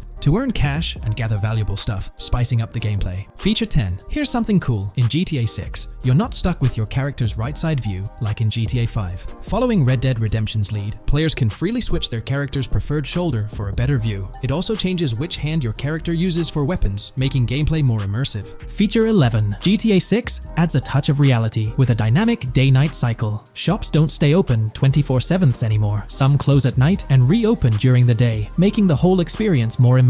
At night, the city changes vibe, less traffic, and a different feel altogether. Feature 12. Adding to the mix are special abilities, somewhat like what we saw in Red Dead Redemption 2. From leaked gameplay, it looks like Jason has a unique skill. He can spot valuable stuff in the surroundings. They light up like hidden treasures, adding a whole new twist to the game. Feature 13. Let's dive into some of the confirmed stuff in GTA 6. It's quite a mix. There are spear guns, bolt-action sniper rifles, and a bunch of golf clubs, wedges, irons, drivers. Also, players can use a crowbar to open containers and grab valuable stuff. There's more: smoke grenades, flashbangs, golf balls, and tracker jammers to dodge the cops. Snatching fancy cars might need special tools like the immobilizer bypass. Loads of choices to make gameplay super immersive and fun. Feature 14. Moving on to the awesome in-game places we've seen. There's a bunch: tennis courts, a huge stadium, and even a museum, all with interactive insides. It's bringing back the exploration vibe we loved in GTA 4, and that's got us hyped for GTA 6. Feature 15. In a cool scene during a diner robbery, a non-playable character, NPC, was visibly relieved when the cops showed up, saying, "Finally, thank heavens." This shows how smart the AI is in GTA 6, and it's a sign of Rockstar's attention to detail. Feature 16. Get ready for a huge and diverse map to roam around. GTA 6 covers the whole shebang of Vice City and its surroundings, offering tons to explore. You've got the bustling city, scenic beachfronts, Everglades-like grass rivers, the charm of Florida Keys, and the quaint Port Gellhorn. Port Gellhorn even gets its own police department, showing different areas with their own rules, kind of like what we saw in Red Dead Redemption 2. So, where's your first stop in GTA 6? Drop your thoughts in the comments. Feature 17. Time for a tour of interiors in GTA 6. There's a bunch of places waiting to be discovered. One cool spot making a comeback is Escobar International Airport, giving us those Vice City vibes. Exploring the airport could unlock a load of side missions, opening up endless possibilities for adventures. Feature 18. Tourism's a big deal in GTA 6, making the game world feel alive. You'll stumble upon a clever take on a famous theme park, kinda like Disney World. It's a thrilling spot to dive into, and get this, there's even the International Space Station. Rockstar's really going all out to make GTA 6 an awesome awesome experience. Feature 19. The characters you'll meet in GTA 6 have had some major upgrades. They come in all shapes and sizes, some towering and impressive, others more on the average or smaller side. This variety really brings the in-game city to life, making it feel more realistic. Rockstar's definitely set a high standard in gaming with this, and I can't wait to dive into this amazing world they've created. Feature 20 new gameplay features are here, and one that stands out is using assault rifles while inside a vehicle. It's going to shake up how players handle combat. Feature 21 money in GTA 6 works differently. You don't just magically get more cash in your bank account after robbing a store. Instead, you physically grab the cash from the store counter using a button. It makes the whole experience more real and interactive. Feature 22. Now this is wild. The vehicle customization options in GTA 6 are something else. When you get into a vehicle, hit the left D-pad for the vehicle options menu. You can tweak the seat, fix the steering wheel, and even jazz up the interior. There's talk that this might be limited to developers, but I'm hoping it's for everyone in the final game. Feature 23. There's a ton more to do in GTA 6. The game amps up interaction by letting you handle money, USB drives, weapons, food, and different clothes, giving you more control over the world. Feature 24 hats off to hat customization. In GTA 6, you can style your hat in different ways, showing off your fashion taste. It might seem small, but it makes your character really stand out. Feature 25. Here's a neat twist. When you're on the run and hijack a ride, your criminal description changes a bit, leaving out specific car details. This tricks witnesses and stops them from telling the cops about your getaway car. Smart move to stay hidden and adds a tactical side to the game. Feature 26. The big news? GTA 6 is officially scheduled to hit stores. Feature 27. Something fun and quirky. You can actually interact with gumball machines in the game and snag some gumballs. It's a small thing, but it adds a nice touch of reality to the game. Feature 28. Talking about the cops and what's happening in the game world. During gameplay, I saw the police doing traffic stops, DUI tests, and even searching vehicles. Also, the in-game map shows random NPC AI car accidents, and the cops rush in to handle these, making the virtual world feel genuinely chaotic. Feature 29. Time to talk weapons. GTA 6 brings a massive range of guns, from pistols to heavy artillery. With so many options, the action stays intense, making sure you're armed for any situation. Feature 30. GTA 6 is bringing in an inventory system, like what we saw in Red Dead Redemption 2. Looks like Lucia's got a sports bag hinting at that. Bonus features. Feature 31. Let's take a darker turn, handling bodies in the game. It adds a creepy level of realism. Players can deal with and move bodies, adding a whole different vibe to GTA 6. It'll be interesting to see how this affects the gameplay. Feature 32. NPCs in GTA 6 are shaping up to be super interesting. Rockstar's bringing in the immersive vibes we loved in Red Dead Redemption 2, and the potential here is huge. The improvements they've made could take the game to a whole new level. I'm super hyped to see what Rockstar's got up their sleeve. Feature 33. GTA 6 starts off with a bang, small-time heists, and the chance to rob small businesses, giving you a thrilling start. Feature 34. You'll get your hands on a bunch of tools to up your crime game in GTA 6. Lockpicks, hacking gadgets, and more are there to help you handle whatever challenges come your way. Having the right tools in your pocket makes the gameplay more lively and exciting. In today's video, we'll delve into the most recent iteration of the GTA 6 mapping endeavor. We'll explore the freshest alterations introduced to the map, including newly incorporated locales and adjusted road placements. Additionally, we'll examine some intriguing revelations stemming from the inaugural official trailer, such as the appearance of a swordfish. Furthermore, we aim to tackle one of the pivotal queries surrounding GTA 6, the extent of Rockstar's intention to amalgamate multiple states into the fictional entity of Leonida. We'll sift through all available clues, encompassing leaks and insights from the initial trailer, to shed light on the potential inclusion of Georgia in the game. Let's kick off by scrutinizing the latest rendition of the GTA 6 mapping endeavor. This most recent update, which debuted just a few hours ago, represents the pinnacle of this extensive fan-driven mapping project. Here's a peek at the current state of the GTA 6 map. We've got Vice City and Port Gilhorn in the mix, with tweaks made to both cities, along with some other spots on the map. Keep an eye out for changes like the prison from the opening shot and the Gator Keys. To kick things off, there's a fresh addition to Vice City known as Waning Sands. While details about this neighborhood are mostly speculative at this point, it's believed to be the setting for a pivotal scene from the trailer. You know, the one where Jason and Lucia dodge past a few police officers in their getaway vehicle. In this vicinity, you'll find the Evergreen Mall Center, prominently featured at the start of the scene. Keep an eye out for a sign on the right side of the frame, showcasing various stores set to be part of this plaza. In a recent mapping video, there was some speculation about whether this plaza would be fully accessible. While only part of the name MLE is visible at the top of the sign, it seems the mapping community is also leaning towards it being called Evergreen MLE. However, the exact location of the MLE within the plaza is still up for speculation. Notice how the buildings on the map are marked in red? Well, there are a few other speculative additions to Waning Sands. These include a gas station, Sailbolt K condos, and Cricket Club condos. Here's what we're using as a reference. You can catch a glimpse of the gas station roof along with other nearby buildings. In a previous video, we floated the idea that this could be Topgolf in Dalal, Florida. However, it seems unlikely now since the placement doesn't quite line up. But hey, let's hold off judgment until we know more. Now, let's talk about some updates in the positioning of various elements.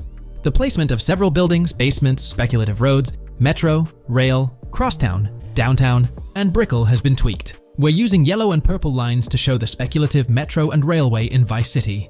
The metro system has seen some significant enhancements, especially in its connectivity to Vice City International Airport and the area between Crosstown and Brickell. The buildings in this vicinity have also been reorganized to more closely resemble their real-life counterparts.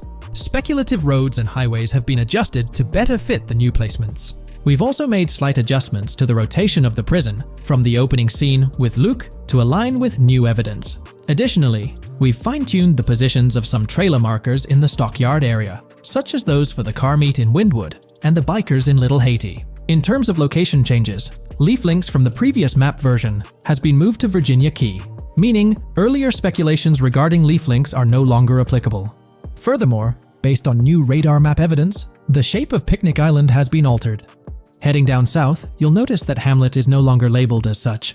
Instead, it's reverted to its real-life name, Homestead. This change suggests that Hamlet might be situated elsewhere in the game. Now, shifting our focus to Port Gellhorn, the other major city on the map, it's also undergone some updates. We've added more speculative details for the area across the body of water on the other side of Buer Bridge, incorporating new evidence into the mix. So, to sum up, those are the latest updates to the GTA 6 mapping project. Before we wrap up, let's delve into an interesting discovery from the first official trailer. I'm not into fishing, but I noticed this in the trailer, and my first thought was a swordfish, but I could be wrong. Is anyone who knows more about fishing able to confirm? Let me know what you all think this is. Well, that's quite an intriguing find. Personally, it seems like a house decoration to me, but I'm eager to hear your thoughts in the comments below. In the next part of this video, we'll tackle the question about Georgia. On display in the leaks and backed up by inside journalists, the game will feature a plethora of locations that focus on Miami and the surrounding areas. The two main locations of the game are Vice City, based on Miami, and Port Gellhorn, which lifts direct locations from Panama City. As well as this, it seems Rockstar have brought down and featured locations from Georgia, including a prison and mountain ranges not present in real-world Florida. I'm curious, do you think Georgia will make an appearance in GTA 6? Let's examine the evidence we have so far. There have been some recent findings, so let's kick off by checking out this Reddit post. Georgia evidence. In the leaks, there's a mention of canyon etchings, along with the other ambient events, which I thought couldn't be in or based in Florida. The nearest canyon to Florida is Providence Canyon State Park in Georgia, and is only 2.5 hours away from Florida. This also may explain Red Hill Forest and the testing of Scree Hills in the leaks. There's also a couple mountains, or large hills, seen in the trailer. The first looks more like a large hill in North Florida, probably for hill climbing, but the second one at the end of the trailer looks like a Georgia mountain, like the one seen in the leaks. First off, this individual is discussing a clip from the leaks, where a developer is seen firing an assault rifle at a vehicle while Lucia is in the background. They've noted several ramps in the clip, suggesting developers use them to test vehicles on different slopes.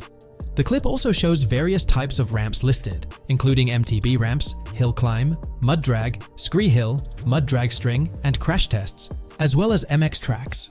The speculation is that Rockstar might have been testing the Scree Hill due to its resemblance to locations in Georgia.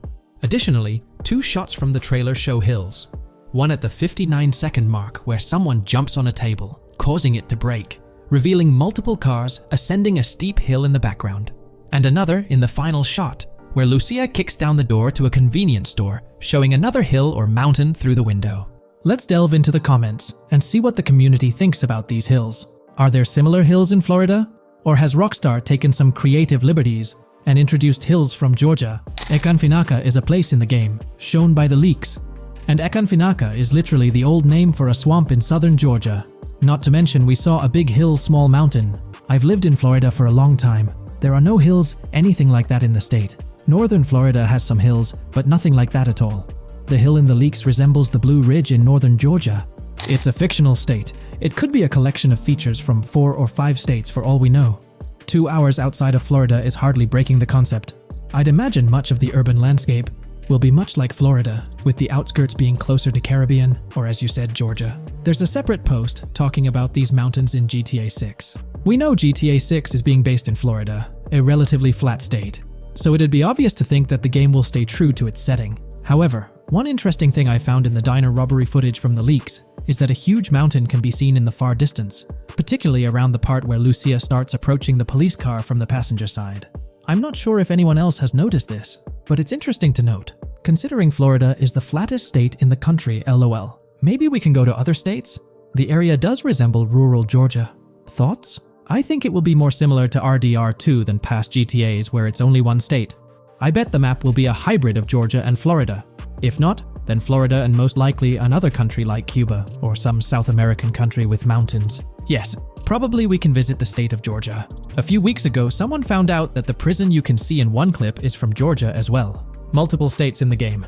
The Florida Scout lady mentioned Rockstar Scouting interiors in Florida and other states in the southeast. Hopefully this means we get towns, or maybe cities in these other states, instead of simply hilly terrain. As this individual pointed out, there's a prison visible in one of the leaked clips, and it bears a striking resemblance to Augusta State Medical Prison. Situated in Grovetown on the county lines of Columbia County and Richmond County in Georgia, United States, this facility houses primarily male inmates with occasional female inmates and has a capacity of 1326. Built in 1982 and operational since 1983, it operates as a close-security prison. Augusta State Medical Prison was one of the 7 prisons involved in the 2010 Georgia prison strike.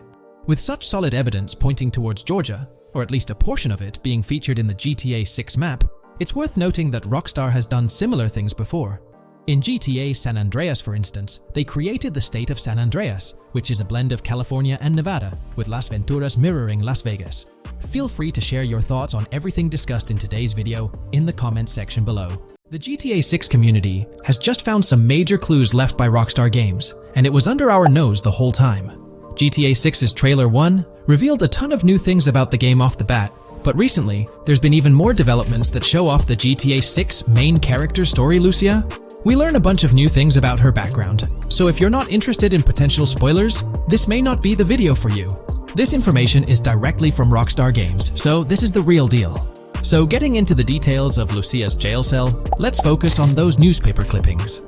I'll do my best to zoom in and enhance the image, but there are 2 distinct white clippings with black text. One of them appears to have a portrait, and I can only speculate that it might resemble a modern-day wanted poster. This could be showcasing the story of Lucia's alleged crime, accompanied by an image like a visual representation of what she's accused of. It's almost akin to a wanted picture that you'd find in a newspaper. This phenomenon isn't unheard of in real life. When people do something noteworthy or newsworthy, it's not uncommon for them to keep a record of it, like an article, and put it up on their wall as a sort of memento. It's like a snapshot of a moment in their life, even if it involves legal trouble. So Lucia might be preserving this particular newspaper clipping as a piece of her history, whether it's for sentimental reasons or perhaps as a reminder of the circumstances that led to her incarceration. Now let's broaden the scope a bit and draw comparisons to previous GTA protagonists. Take Michael DeSanta, for instance. His mansion has family photos on the walls. Franklin Clinton's house features similar personal touches. Even Trevor Phillips, in his trailer, has pictures that tell a story about his life. It's not just confined to the HD era. Even in the 3D era games, characters had their own way of leaving traces of their lives in their living spaces. This inclination to personalized living spaces is fascinating. In Lucia's case, the jail cell is an unexpected canvas for her personal story. It makes you wonder about her background, the choices she made, and the events that led her to that cell. Exploring these details could give us a deeper understanding of who she is and why she's in the predicament we find her in. Considering Lucia's attachment to those newspaper clippings, it raises interesting questions about her attitude towards her crimes. Perhaps she finds a sense of pride, or even enjoys the bit of notoriety or fame she's garnered from her actions. Keeping those clippings might be her way of cherishing the attention or recognition she's received. The prospect of spending a substantial amount of time in prison also suggests that it could involve more than just a brief cutscene, but potentially a series of missions within the jail environment. Now, shifting our attention to the picture above the bunk bed, it's a bit of a visual puzzle. While it's challenging to discern details, on the left side, there's a guy with a drink in hand, donning a white t-shirt. Next to him is a woman with voluminous hair, and in the foreground, there's another figure. This composition raises the question of whether these individuals could be Lucia's family. The dynamics and connections between characters are often crucial in unraveling the narrative of any GTA game. Acknowledging my limited knowledge about jail life, it's uncertain whether inmates generally have the privilege of keeping photographs with them as mementos. However, in this specific scenario, it appears that Lucia can. This might imply that the prison depicted isn't a maximum security facility, given the freedom for inmates to keep personal items. While the setting is far from casual, it offers a level of interaction and mobility, allowing inmates to go outside, engage in conversations, sit at tables, and soak in sunlight. The orange jumpsuits signify their status, but the absence of being handcuffed to the ground suggests a certain level of relative freedom. In this context, the allowance of pictures and photographs could offer an additional layer of insight into the characters and their personal connections, providing players with a unique perspective on Lucia's life, both inside and outside the jail cell. Taking a closer look at the latest image, which I've adjusted to bring out more details, there's another intriguing photograph. A guy in an orange shirt catches the eye, positioned alongside two women on the right. The one on the left appears to be sporting a hat and sunglasses, although discerning whether any of them is Lucia remains challenging. They could very well be family members, close friends, or simply individuals from her social circle. Amidst all the uncertainty, Lucia seems notably fixated on reflecting upon her actions and the community's response. Beyond this, it's evident that Lucia maintains a distinct connection with a specific group of people, as indicated by the presence of their pictures in her jail cell. It's not just about her individual experience. There's a shared history captured in those photographs, hinting at relationships that go beyond the confines of the jail cell. Directly below the image featuring the guy in the orange shirt and the other girls, there's yet another photograph. Although the details are obscured, the presence of someone standing in the picture is noticeable. Lucia is seemingly constructing a collage of photos, creating a visual narrative that serves as a repository of memories.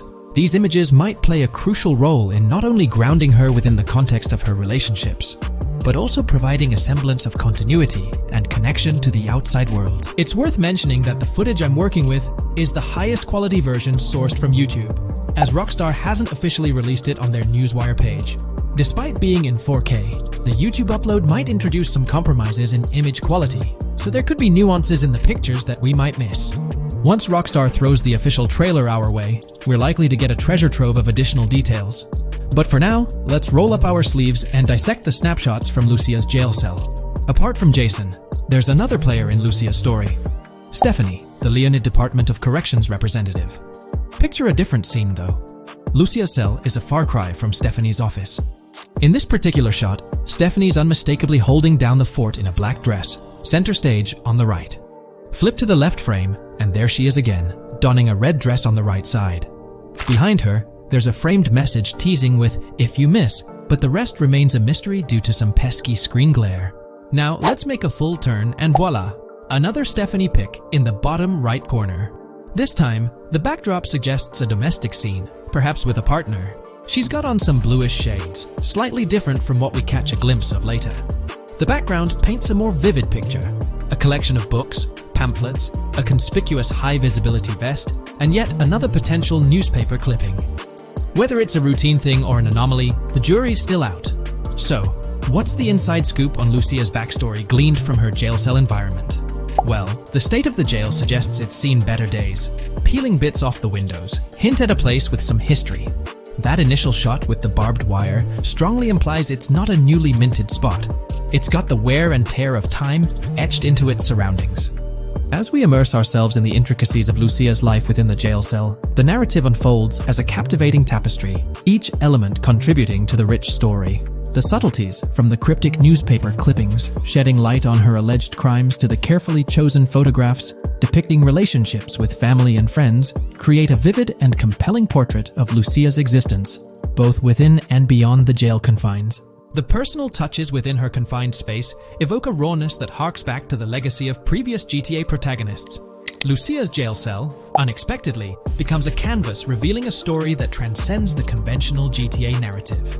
It prompts curiosity about her past, the decisions that led her to incarceration, and the intricate web of relationships that define her. The permission granted for personal items like photographs in the jail cell adds an intriguing layer to the storytelling, suggesting a nuanced sense of freedom within the constraints of imprisonment. Lucia's attachment to these items, whether they be newspaper clippings or family snapshots, beckons players to ponder her perspective on her own actions and the recognition she may have garnered.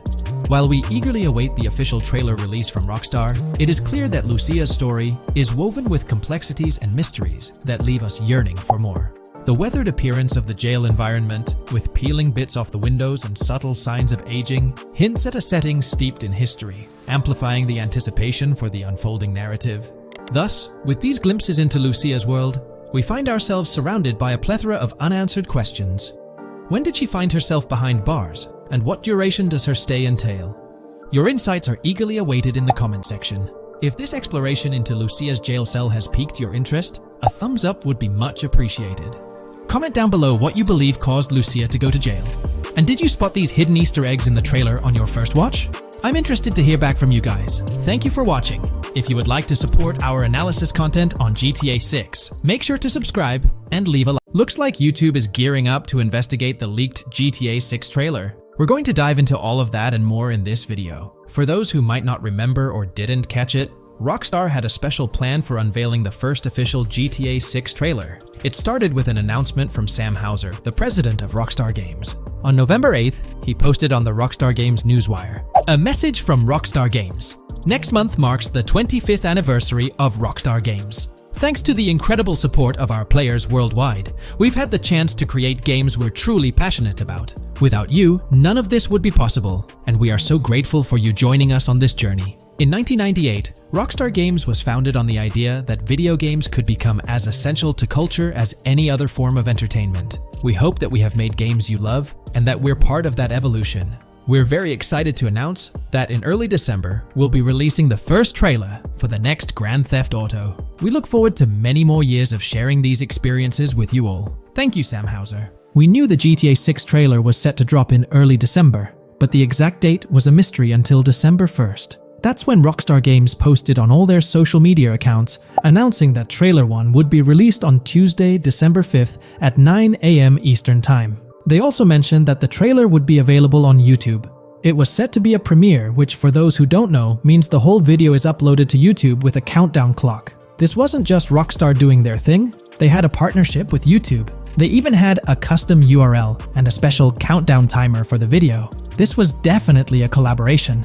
However, a little over 12 hours before the trailer was supposed to go live on December 4th in the evening, it leaked. The trailer surfaced on X, formerly Twitter, from an anonymous account named Trailer Leaker. Their handle was GTA 6 Trailer Leak, and they posted the entire Grand Theft Auto 6 trailer in very low quality, with a Buy Bitcoin watermark and the caption BTC with a $sign. Rockstar Games quickly found out about it and got X to suspend the account. The account was actually threatening to release a high-quality version of the trailer without the watermark if it reached a certain number of views or hit specific milestones. When that happened, Rockstar Games had to go into damage control mode. They put out an announcement saying, "Our trailer has leaked, so please watch the real thing on YouTube." So, Rockstar ended up releasing the trailer early, basically canceling the premiere countdown that was supposed to happen on YouTube. It was a mess. Neither Rockstar Games nor YouTube wanted this to happen. This raised the question,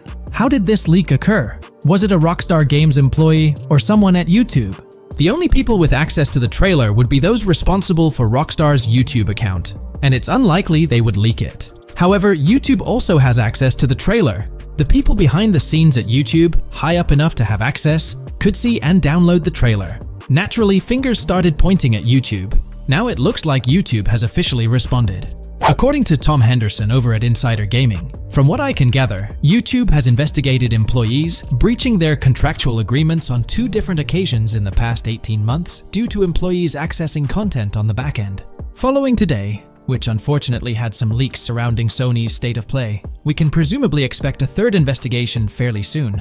Clearly, one of the occasions mentioned in the past 18 months is the GTA 6 trailer leak. Honestly, this theory that someone from YouTube leaked it has been around since day one. With all the hype around GTA 6, it's not surprising someone couldn't keep it under wraps and leaked it, causing a huge stir. There have been so many leaks in the past few years, right before major events or trailer drops. making it more obvious that YouTube might be the source. This seems to be what happened with GTA 6, because the people with access are supposed to sign contracts or NDAs, preventing them from sharing this kind of information. So, what will Rockstar Games do next for GTA 6? Almost everything about this game has been leaked, from initial details like Project Americas, which turned out to be true after Rockstar's own investigation, to the fact that it's set in Vice City with a female and male protagonist duo. There were the major leaks in September 2022, the leaks right before the trailer was supposed to drop, and then the trailer itself leaking 12 to 15 hours early. It's unclear what Rockstar will do for the next trailer, character reveals, or gameplay footage. Will they risk uploading it to YouTube again after this disaster?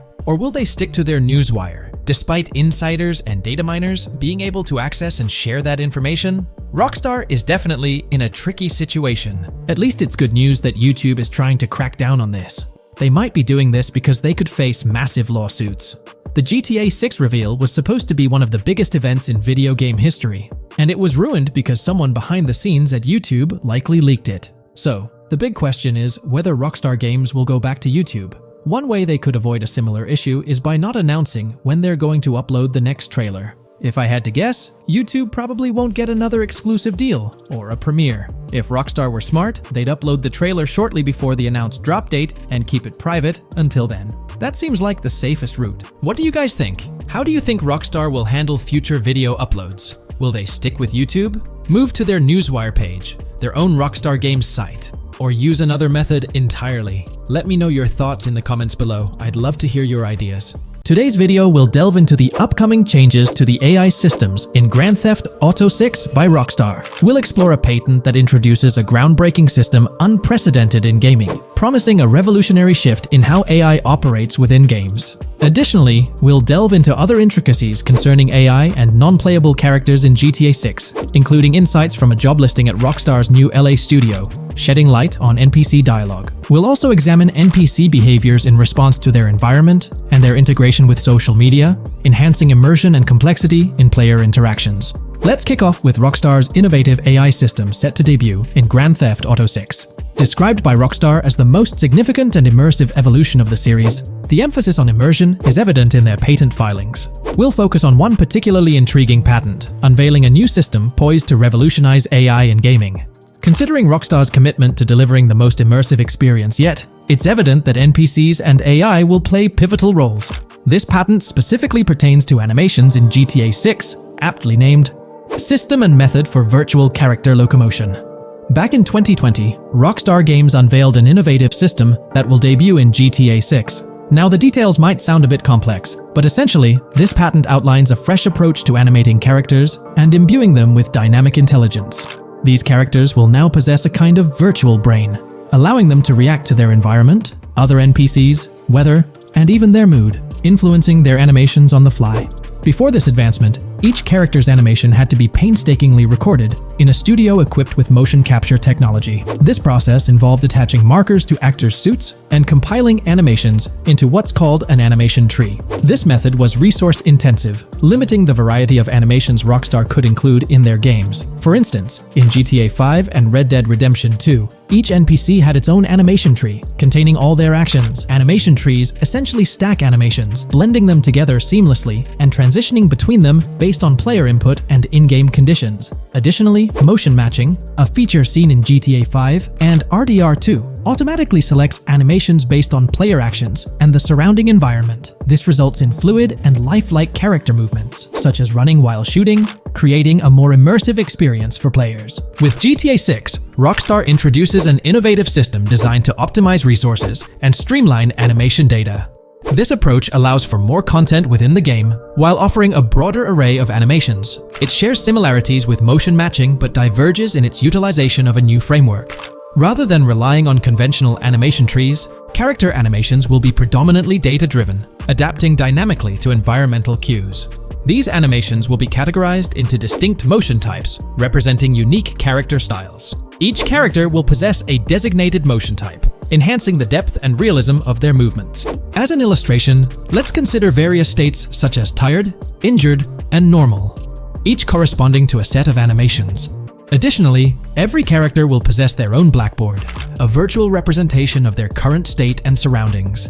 This blackboard stores crucial data including the character's condition, location, weather, temperature, and more. Utilizing this information, the game's code dynamically selects appropriate animations or styles for the character, enhancing their responsiveness to the virtual world. For instance, in the Ocean Drive scene from the trailer, we observe a character seated on the sidewalk. As a group of NPCs pass by, he attentively observes them, reacting accordingly to their presence. With this system, the gameplay experience is poised to become even more immersive. It will prioritize environmental data, including the presence of other NPCs and vehicles, alongside factors influencing the character's mood. Consequently, NPCs will exhibit previously unseen levels of reactivity, shifting focus to a noteworthy job listing from Rockstar's recruitment opportunities. Last year, Rockstar opened a new studio in Los Angeles. From what we know, it's purely a new motion capture studio, so they have another one besides the one in New York, mainly to record NPC dialogue probably. This discovery confirms that. I checked Rockstar's careers page just now, and there's a job offer at Rockstar LA for Associate Writer Pedestrian and Ambient Dialogue. This could indicate that they are still writing and recording GTA 6 NPC dialogue right now. This suggests that the development team is currently engaged in scripting and recording NPC dialogue for GTA 6. You can find the specific responsibilities outlined in the job description provided. It says, write funny, character-driven, and unique dialogue for our ambient population. Work with key stakeholders to understand and support the technical requirements for player-led, dialogue-based interactions with our ambient population. Provide exciting dialogue that works within the strict constraints of a complex game system. Undertake self-motivated research and leverage that research to enrich your writing. Understand and match the tone of our games. This underscores the commitment of Rockstar to ensuring that GTA 6 remains true to its franchise roots. Aligning NPC dialogue with the established GTA universe bodes well for the game's authenticity. Shifting gears to another aspect related to NPCs, let's delve into how they'll integrate with social media. Not only will NPCs exhibit more lifelike behaviors and interactions with their surroundings, but they'll also engage with social media platforms, a novel addition to Grand Theft Auto 6. Here's a rundown of the phones observed. NPCs will be equipped with various phone models, as evident from both images and the trailer. Notably, NPCs will actively engage with their phones, which boast fully functional cameras and displays, an improvement over GTA V. For instance, in a scene from the trailer set on Ocean Drive, an NPC can be observed capturing photos or videos with their phone. The displayed imagery accurately reflects the NPC's point of view, suggesting the possibility for NPCs to record and share in-game content on the virtual social media platforms. Let's delve into an intriguing Reddit post that delves into this aspect further. Here's why NPC-recorded TikToks aren't as far-fetched as you think. A common speculation point I see on this subreddit is the potential for NPC-recorded TikToks for the game's social media that was teased in the trailer, like someone filming you commit a crime and you later seeing that post online. Many have dismissed this as far-fetched in terms of development complexity, but I wanted to discuss why it's plausible.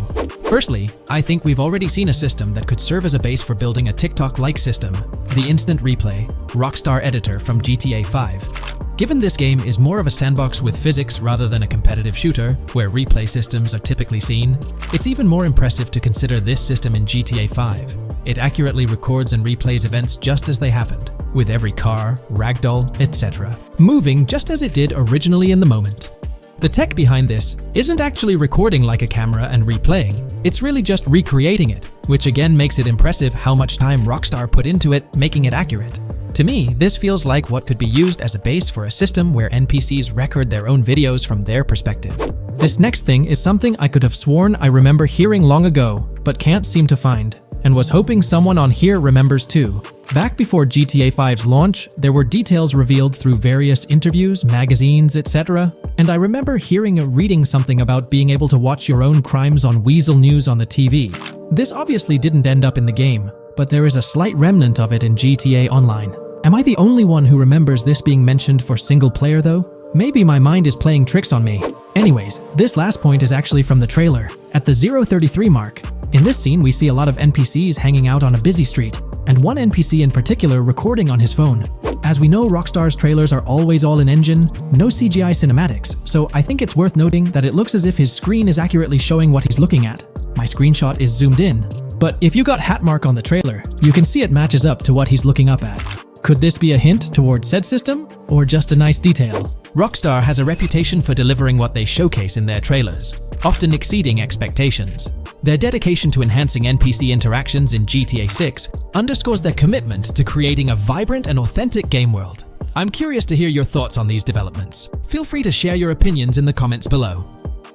Hey, big news for all you GTA fans out there. GTA 6 is shaking things up with some major changes in the series. We've got a ton of fascinating info about the game that you absolutely need to hear. Just a heads up, the details we've got are from leaked footage online, but unfortunately we can't provide any links or show it. Nevertheless, there's a bunch of exciting stuff to discuss, like new animals, AI enhancements, RPG elements, and more. Let's jump right in. Fact 1. Excitingly, the Malibu Club and Ocean View Hotel make a return in GTA 6. Events like Lost at Sea Island Camp and Lost Plane suggest potential island scenarios akin to Guarma from a previous installment. Fact 2. While exploring, players encounter a myriad of wildlife: alligators, bears, boars, dogs, snakes, raccoons, birds, frogs, bald cats, and rodents. Symbols marking plants and toxic waste are also scattered throughout the game. Fact 3. In the game, keep an eye out for the Scarface crime scene, possibly an Easter egg paying homage to Tony Montana. There's also a murder mystery named Missing Tourists. Additionally, spots designated for campers hint at the possibility of owning a camper van in the future. Fact 4. GTA 6 offers an array of side activities, from backyard wrestling and racing to UFO events and beach bonfires. Even seemingly small actions, like picking up cans from the ground, are significant. Jason and Lucia, the main characters, possess special abilities akin to those seen in GTA 5. By the way, I'm holding a monthly giveaway for a PlayStation 5.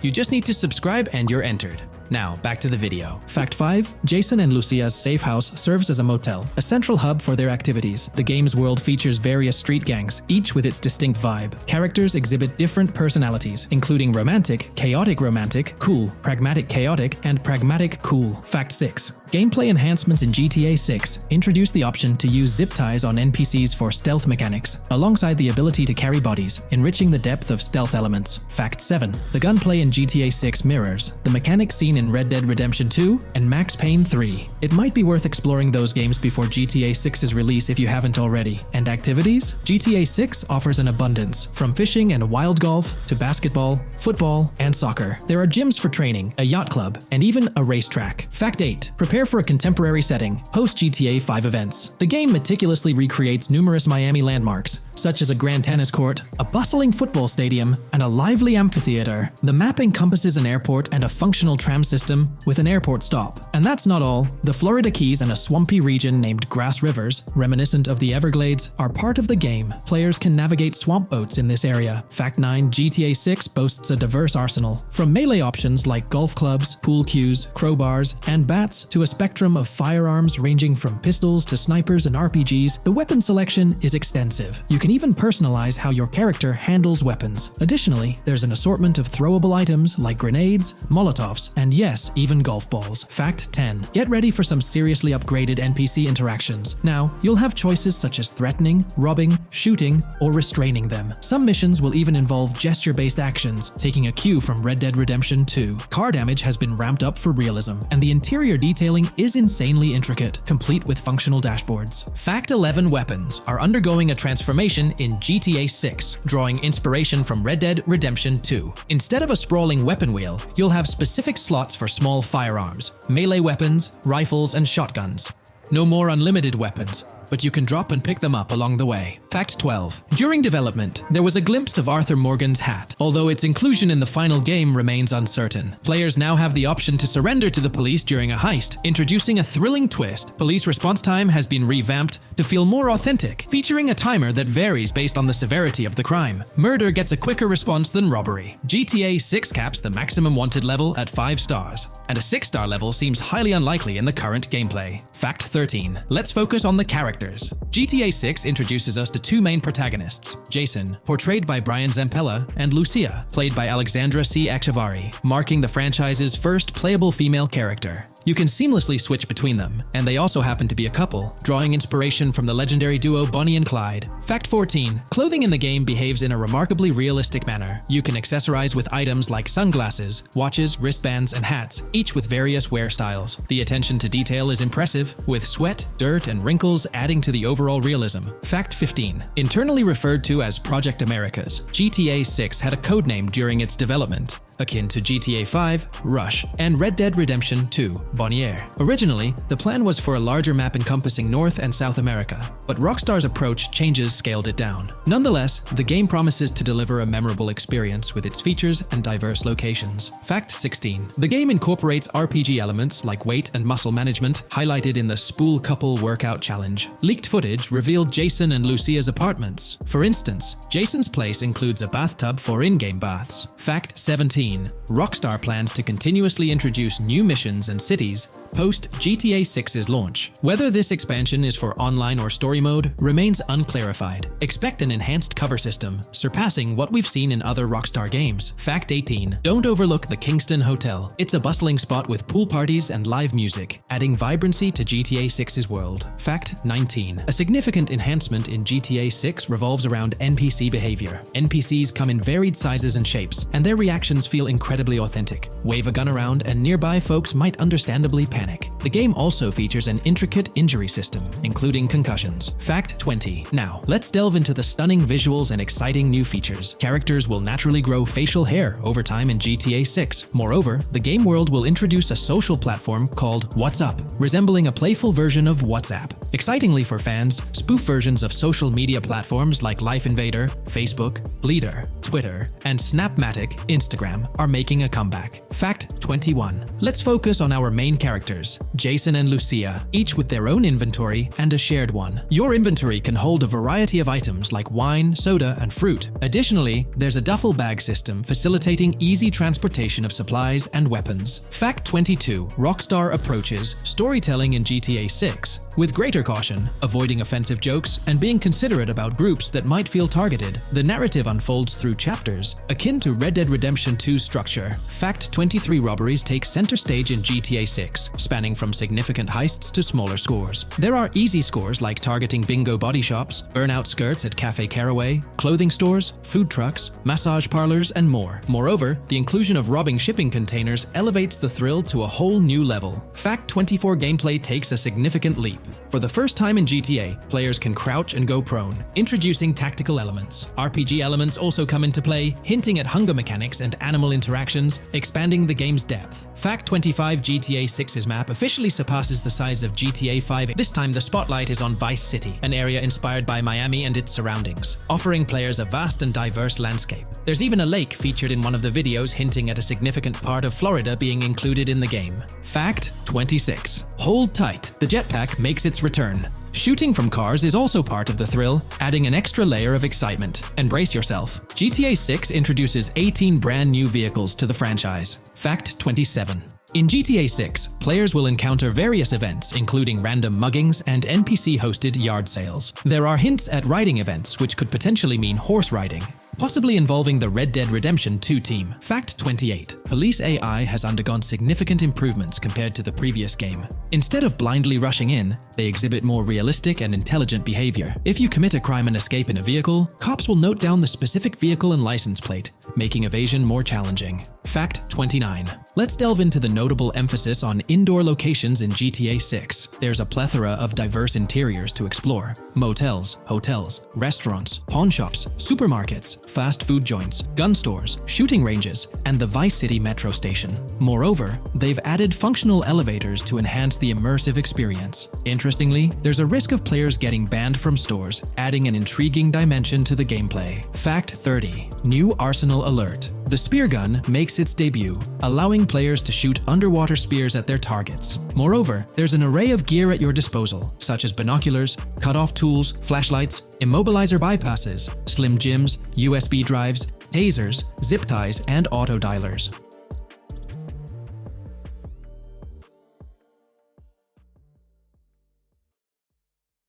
In today's GTA 6 video, we're discussing how much money Rockstar Games has made from the first trailer released back in December. We'll also cover Rockstar's plans for the next trailer and their potential strategies for cross-promoting GTA 6. There's a lot to talk about, so let's get into Rockstar's promotion tactics for GTA 6 and when we might see a second trailer. First off, the timing of the next GTA 6 trailer is closely tied to GTA Online's upcoming update. Whether it's just a coincidence or a smart marketing move, this is a strategy Rockstar has used before. For example, they released GTA Online's Winter-December DLC a week after the first GTA 6 trailer. This timing helped make it the most viewed GTA Online trailer ever, even beating out the reveal trailer for Red Dead Redemption 2. If Rockstar decides to use the same approach, we might get some new Grand Theft Auto 6 details next week. This could be a second trailer, some screenshots, or additional information about the game. The timing would line up perfectly with the next big GTA Online update, set to drop on Tuesday, June 25th. This is confirmed because the GTA Plus event period ends the day before. By releasing new GTA 6 content a week before the update, Rockstar could generate more interest in the upcoming DLC. If for some reason we don't get a new trailer or details from Rockstar, I think they might drop more hints in this summer's GTA Online update, just like they did last summer. You might remember a specific t-shirt from that update, which actually hinted at the exact trailer date and time. It had symbols from the Zancudo basement with a cryptic message that translated to, "One day we'll reveal all." It does make you wonder if Rockstar will include some teases or cross-promotion in this update. Now that GTA 6 is officially announced, they might do something similar to a few years ago with GTA Online and Red Dead Redemption 2, where treasure hunts let you unlock weapons in GTA Online and receive them in Red Dead Redemption 2 when it launched. Speaking of GTA 6 trailers, here's an interesting fact. Rockstar Games has made a ton of money from the trailer on YouTube. We've talked about this in the last couple of videos, how it leaked because someone accessed a YouTube admin panel, but you can actually use public data and analytics to see how much money Rockstar has made from that trailer. It has almost 195 million views, closing in on 200 million, which is absolutely insane. Rockstar Games has made nearly $1 million from that trailer alone. The craziest part is that even though the trailer doesn't have ads, Rockstar Games still earns money from YouTube Premium users. While this isn't a huge portion of the population, it generates revenue based on watch time. From that alone, they've nearly made $1 million. Imagine if they had actual ads on the video, they'd be making even more. But $1 million just from premium users watching it is still pretty wild.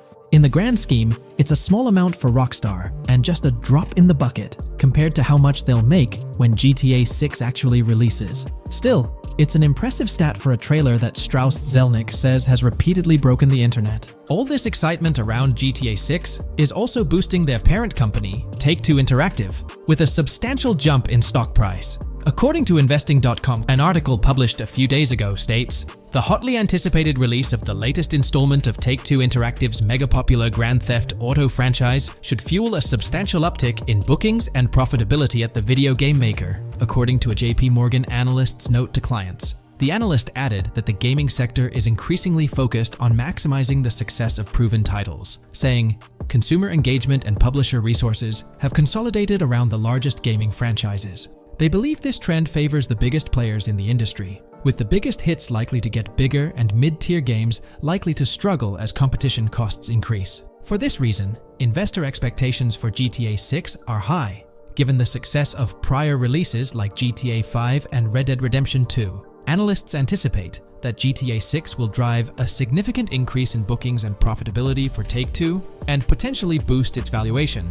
They reiterated their overweight rating for Take-Two and raised their December 2024 price target from $180 to $200.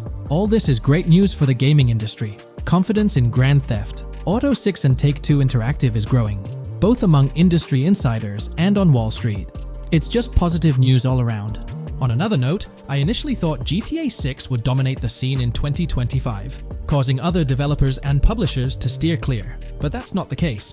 Recently, at the Xbox Games Showcase, several amazing titles were announced, some set for 2024 like Call of Duty Black Ops 6 and Assassin's Creed Shadows. Interestingly, many other titles are now slated for 2025, meaning they'll be directly competing with GTA 6. Let's go over some of those anticipated titles. We've got some major hits like Doom, The Dark Ages, Death Stranding 2, Monster Hunter Wilds, Little Nightmares 3, Fable, Judas, the new Switch 2, and its launch games Expedition 33, Ghost of Tsushima 2, Civilization 7, Atom Falls, Spider-Man, Venom, and many more. And we haven't even seen Nintendo's lineup yet, which we'll find out at Nintendo Direct. There could also be surprise contenders like another Naughty Dog game. 2025 is shaping up to be an incredible year for gaming, possibly the best ever. And of course, GTA 6 will be a major highlight if Rockstar sticks to the fall 2025 release date. I'm confident they will. especially after that internal delay. This way, they avoid a public delay, which would have happened if they initially aimed for early 2025 and then had to push it back. One thing I'd love to hear from Rockstar next is when we can pre-order the game and get a more specific release date. I'm really looking forward to when the marketing period kicks off. I'd love to hear your thoughts on everything we discussed today. Do you think we'll get new GTA 6 trailers, info, or details from Rockstar soon? Let me know in the comments below. From 2022 and onward, a group of passionate GTA fans have been diving deep into GTA 6 gameplay leaks, and what they discovered was wild. Their mission? They're trying to map out the entire landscape of GTA 6 before Rockstar Games even releases the official game. And guess what? They're actually making some serious headway. This is all about the ongoing GTA 6 mapping project. So, how did this whole endeavor start anyway? It's an interesting story that not many folks are aware of. You see, there was a similar craze back when GTA 5 was announced. Back in 2011, a group of dedicated fans took it upon themselves to predict and sketch out the layout of GTA 5's terrain. How did they do this? By meticulously analyzing every single trailer that Rockstar Games dropped in the year leading up to the game's eventual release in 2013. The surprising part? When the game finally hit the shelves, a substantial chunk of what these fans had mapped out turned out to be surprisingly accurate. Sure, there were a few locations that were a bit inaccurate, like the military base being off and the dam placed in the wrong spot. Also, there were some variations in the overall shape of San Andreas, but considering they solely relied on Rockstar's official footage and had put in 2 years of work, their accuracy was pretty commendable. Now imagine this, if they could pull off that level of detail with just the trailers, think about what these enthusiasts could achieve with the leaked, under-the-radar stuff that slipped out prematurely. Plus, add in an extra year of combing through details and data. This mapping project is being led by a user called Dupzor, who is the project manager of this whole thing. On September 18th, 2022, when a massive leak dropped over 90 minutes of GTA 6 footage, the map enthusiasts went into full gear. While I can't exactly showcase the leaked content here, what really sparked the interest of the community were the coordinates embedded within the developer's HUD. These sneaky numbers revealed the exact whereabouts of the player concerning the game map. And let me tell you, GTA 6 fans wasted no time diving into this goldmine of information. With these coordinates in hand, the community went Sherlock Holmes mode, meticulously mapping out the game's terrain and identifying key locations. For instance, in one intriguing clip from the leaks, Lucia and Jason were caught in the act, robbing what seemed to be a Waffle House. This incident was marked by a simple white dot on their evolving map project. But it wasn't just a random dot, it was a significant clue.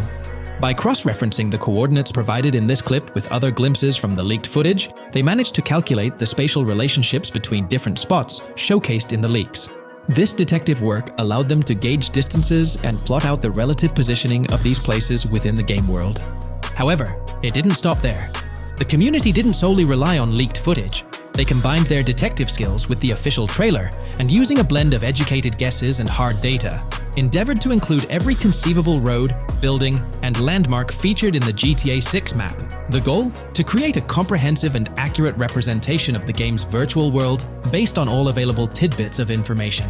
It's a fascinating process that demonstrates the dedication and passion of gaming communities in piecing together the puzzle of what to expect in GTA 6. Since the leaks hit, the GTA community has been on a mission, working tirelessly to piece together the game's map. Their focus has mainly been on sketching out the main areas, the cities, towns, and key landmarks. It's been quite a collective effort, with everyone trying to contribute and fill in the blanks based on whatever clues they could find. Then, the trailer dropped, and it was a whole new ball game. Among all the fast cars and flashy scenes, Rockstar slipped in a subtle surprise for the observant fans. After a few days of dissecting the trailer frame by frame, someone spotted it, a tiny image hidden in the bottom right corner of the ending screen. And guess what? It looked like a map snippet. Naturally, the community went into full detective mode. They put on their magnifying glasses and compared this mysterious map with the one they'd been building from the leaks. There were some similarities, especially with the layout of the right side and the presence of separate islands at the bottom, surrounded by water. But here's the catch. That image was pixelated to the max. It was like trying to figure out a puzzle with half the pieces missing. The lack of detail made it nearly impossible to confirm if it matched their map. This whole revelation sparked a heated debate among fans.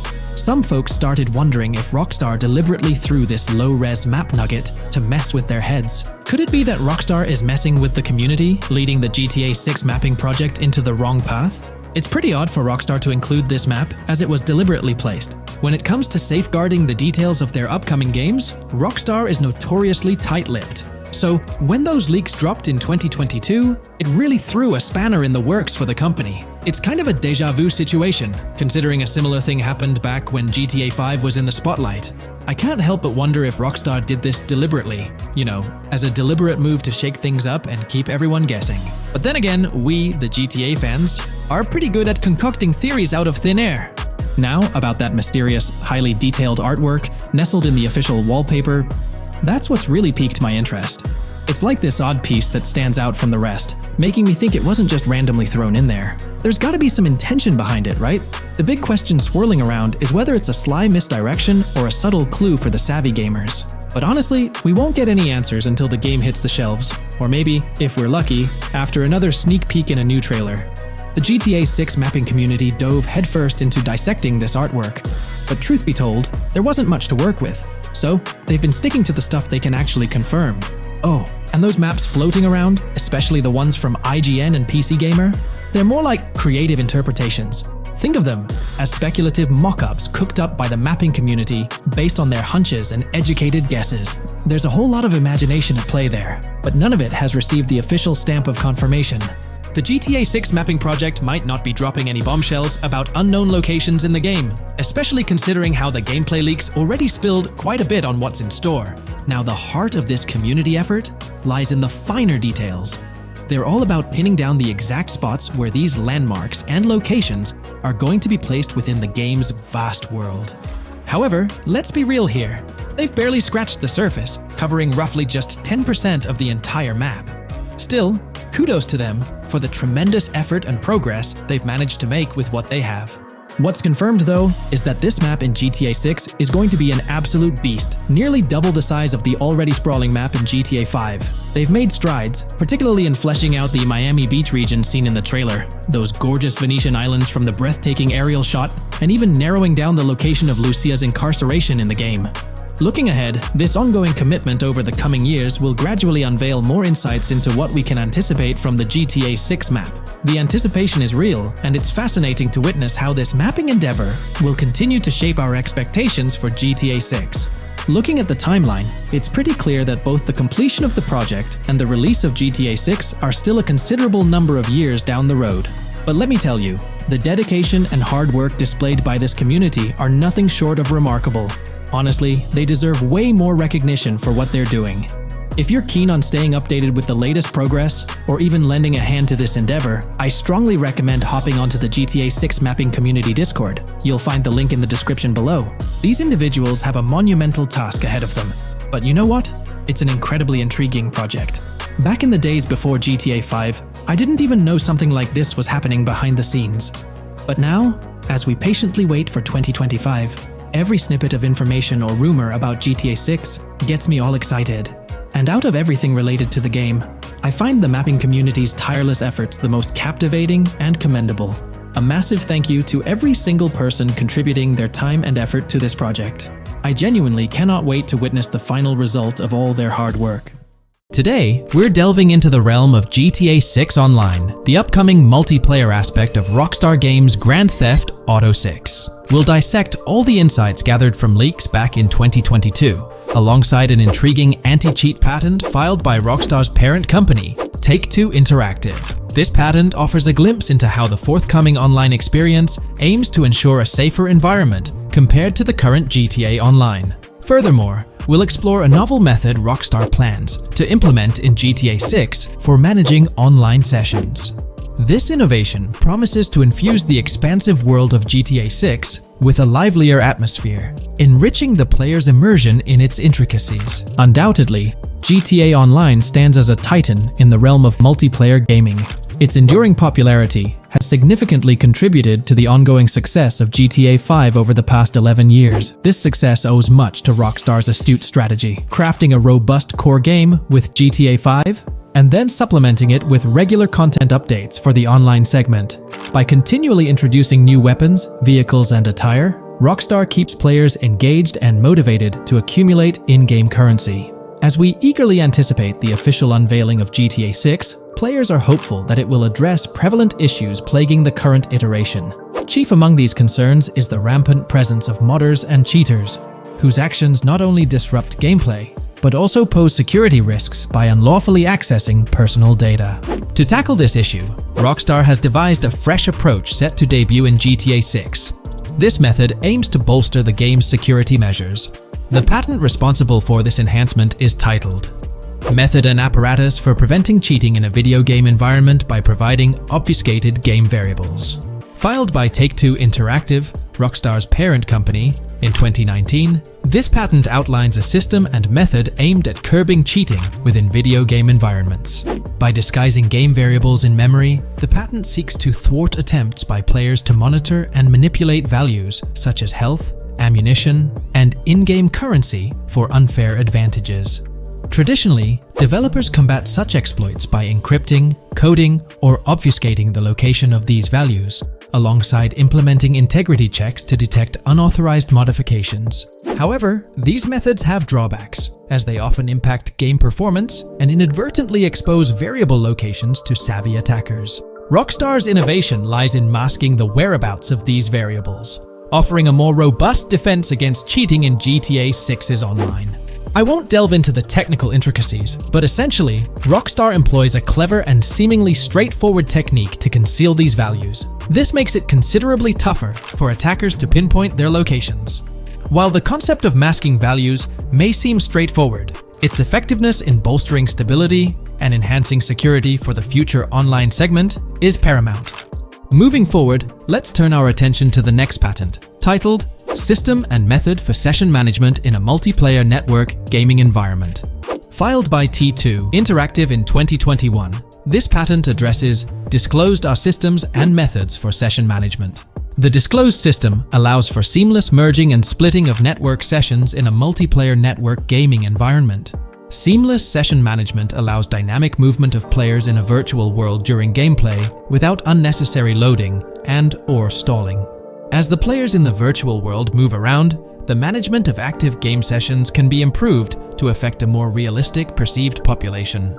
In this patent, Rockstar highlights the crucial role of online components in the success of many games, citing GTA Online as an example. They emphasize the challenges of managing network technology and resources to create a vibrant virtual world. Traditional MMO games often face limitations in session management, with some opting for single sessions that may restrict the depth of content due to increasing player counts. Others utilize multiple sessions, which can hinder feasibility, especially in peer-to-peer exchanges like in GTA Online. To address these issues, Rockstar has developed a pioneering system for seamless session management. This innovative approach enables fluid splitting and merging of network sessions, allowing for a more immersive virtual world free from hardware and software constraints. Allowing players from different sessions, but in the same virtual area of the map, for example, to be merged into a single session. This allows players from previously different sessions to come across one another, thereby making the virtual world seem more populated. As an additional advantage, seamless session merging handles many network failures silently. In prior art systems, a player who loses network connectivity can be kicked out of a session and may not be able to rejoin because they are in a session by themselves. However, the Session Management System 100 allows for a disconnected player to exist in a session by themselves for a predetermined period before they are reconnected to the remaining players in the session or can be joined with another session. The method begins with monitoring a triggering event. In some embodiments, the triggering event defines when to merge two sessions or split a single session. For example, when the object, virtual players, are in the same session, move physically apart from another, the object by a predetermined virtual distance, this triggers the session management system to split the session into two different sessions. Likewise, if objects from two different sessions are within a predetermined virtual distance from one another, the session management system and merge the sessions to allow interaction between objects of the respective sessions. Other instances of monitored triggering events encompass various player and object actions, including changes in position or visibility, player entries and exits from the virtual world, and game-related activities like mission completions or tutorial beginnings. Rockstar's solution ensures seamless management of these events, preventing inconsistencies such as duplicated objects during session transitions. This approach accounts for factors like virtual geography, team management, networking resources, and social relationships to maintain continuity across sessions. For example, once a session is split, there can be 2 sessions, each with their own distinct copy of an object. Avoiding this split can avoid players that intentionally duplicate valuable objects to exploit virtual game economics. If these 2 sessions were to later merge, there can then be 2 identical objects in the same session. In this manner, the session management system advantageously avoids object duplication when 2 players are merged following a split. I trust that I've conveyed this information clearly. The implementation of this new system in GTA 6 promises to enhance the game's atmosphere, ensuring a more bustling world while maintaining a high level of detail throughout. Now, let's delve into what we've learned about GTA Online from the leaks of 2022. Multiplayer. In the bottom left in one of the clips, one can see there are 2 players in a 30-player lobby. This is because there are 2 slots for spectators, similar to GTA Online and Red Dead Online. There is also a reference to the script host. After that, there is a code which is either the session host or game master. Based on the information gathered, it seems probable that peer-to-peer connections and 30-player lobbies will make a comeback in GTA 6 Online. However, there's a twist in how sessions will operate, allowing for seamless transitions between them. Feel free to share your thoughts in the comment section about everything we covered in today's video regarding GTA 6 Online. New scoop just dropped. GTA 6 gears up for the last leg of development, with Rockstar calling back its staff to the office full-time. This intel's straight from Bloomberg journalist Jason Schreier, fresh in his latest Bloomberg piece. Today, we're diving deep into what Schreier shared. Known as a trusted voice in the gaming sphere, let's unpack his insights. Let's not waste time any longer and dive right into Jason Schreier's article.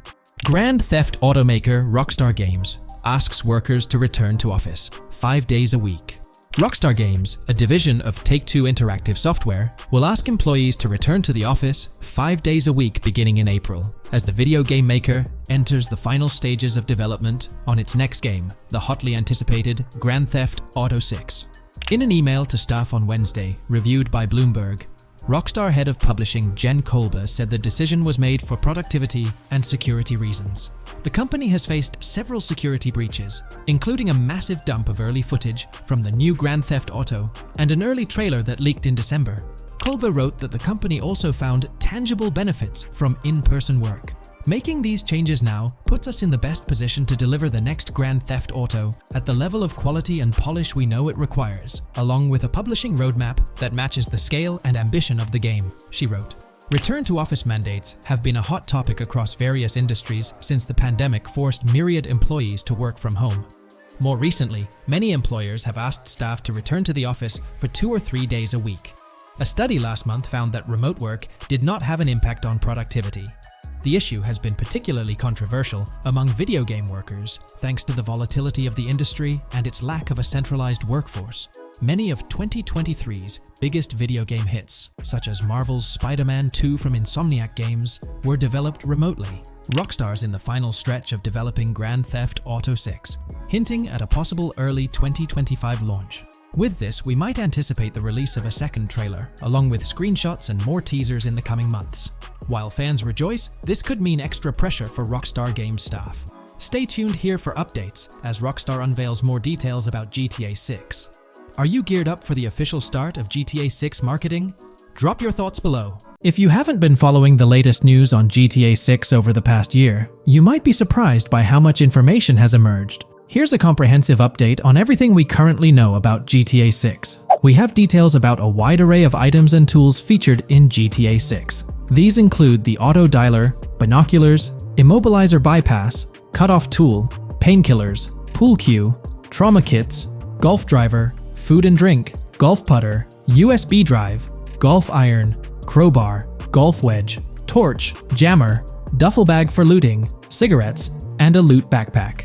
Let's discuss the game engine.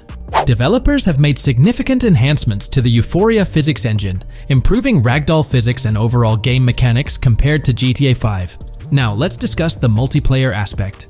In a leaked clip from GTA 6, we observed a multiplayer session with a player count. This suggests there were 2 players present in the lobby out of a maximum capacity of 32 slots. This mirrors the setup seen in Red Dead Online and GTA Online, where the capacity is stated as 32, but practically accommodates 30 players plus 2 spots reserved for spectators. While hopes for larger lobbies persist, it appears the testing phase involves 30-player lobbies. Leaks also suggest advanced weather systems, including heavy fog, a feature that was less common in GTA 5. Moving on to collectibles, there's mention of Wyman car parts. In a clip featuring Lucia, a developer is seen placing a cardboard box with a circular icon, indicating it as lootable.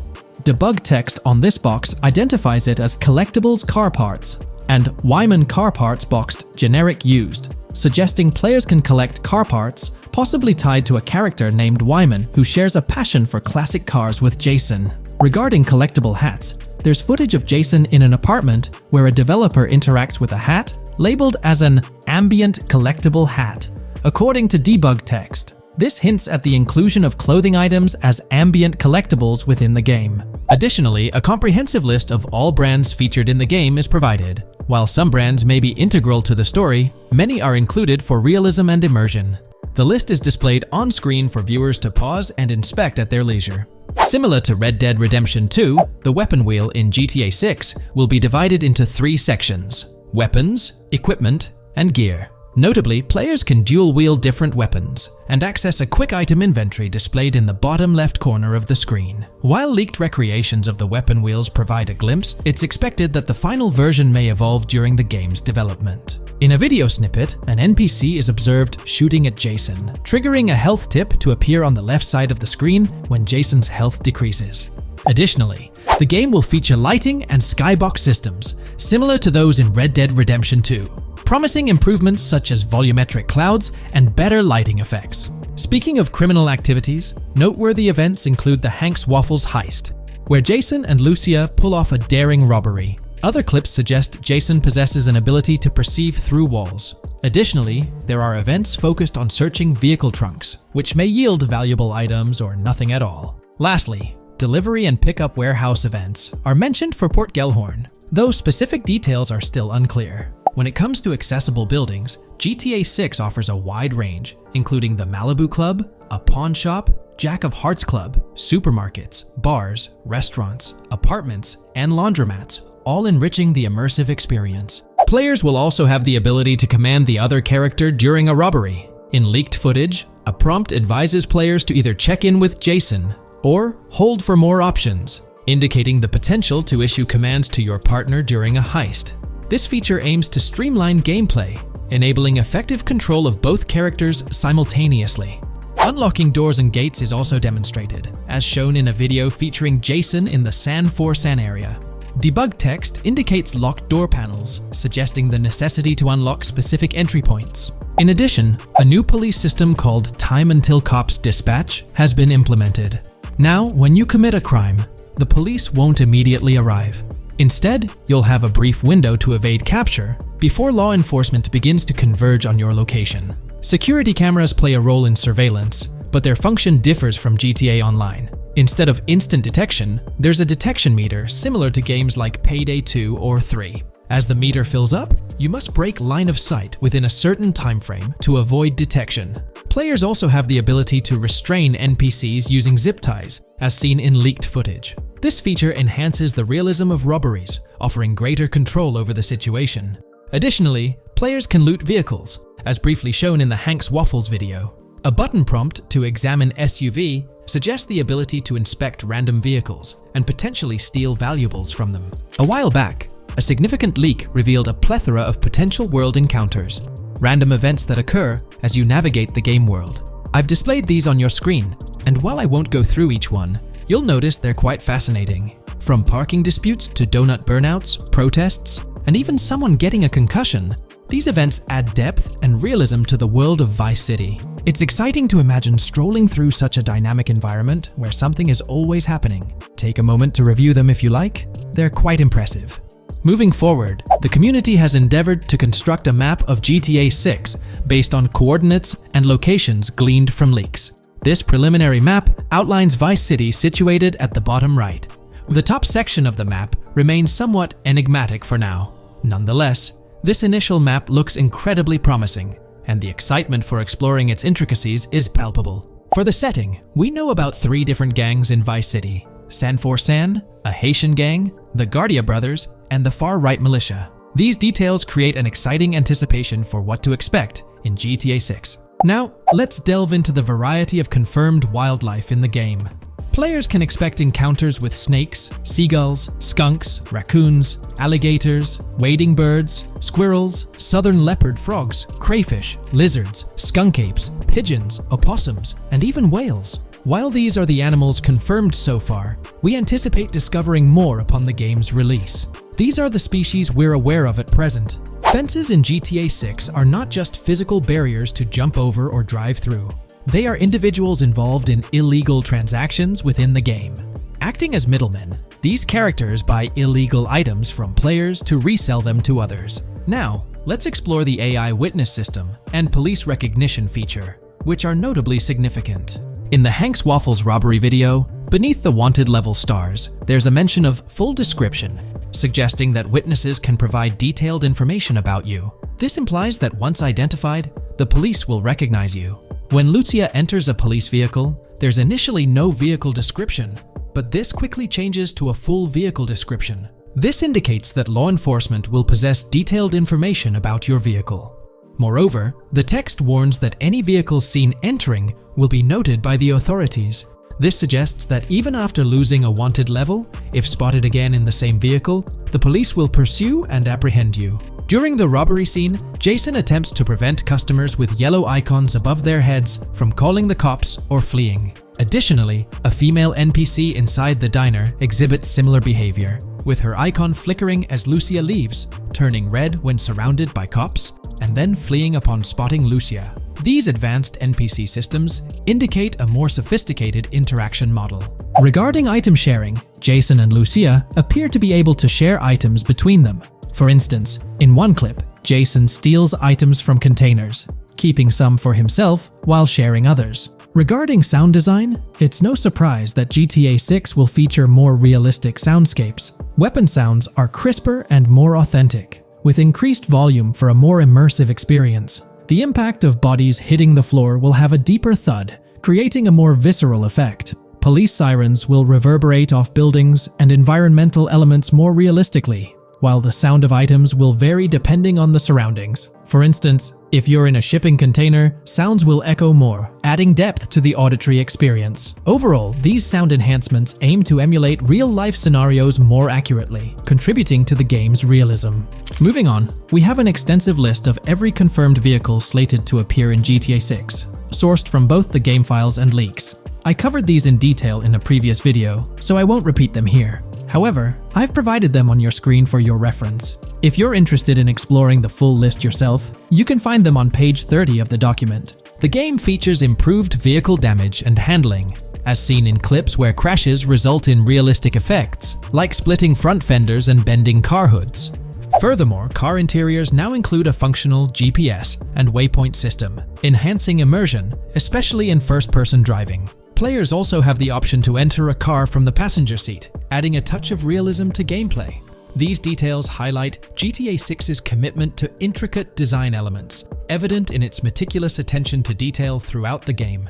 In addition, several new gameplay mechanics have been revealed. Players will now have the ability to walk while in cover, a long-awaited feature that introduces prone movement for the first time in GTA gameplay. Loot bags will allow for storing additional items, and players can now drop and pick up weapons. A new under fire animation has been introduced where characters cover their faces during combat, and players can opt to self-revive after sustaining heavy damage. Other significant mechanics include the ability to switch shoulders while aiming down sights, grappling during hand-to-hand combat, and the introduction of buddy communications and a buddy ping system. This system, likely shared between protagonists Jason and Lucia, remains intriguing, with its full functionality yet to be revealed. Additionally, a new cover mode has been introduced, altering the way shooting from car windows is executed.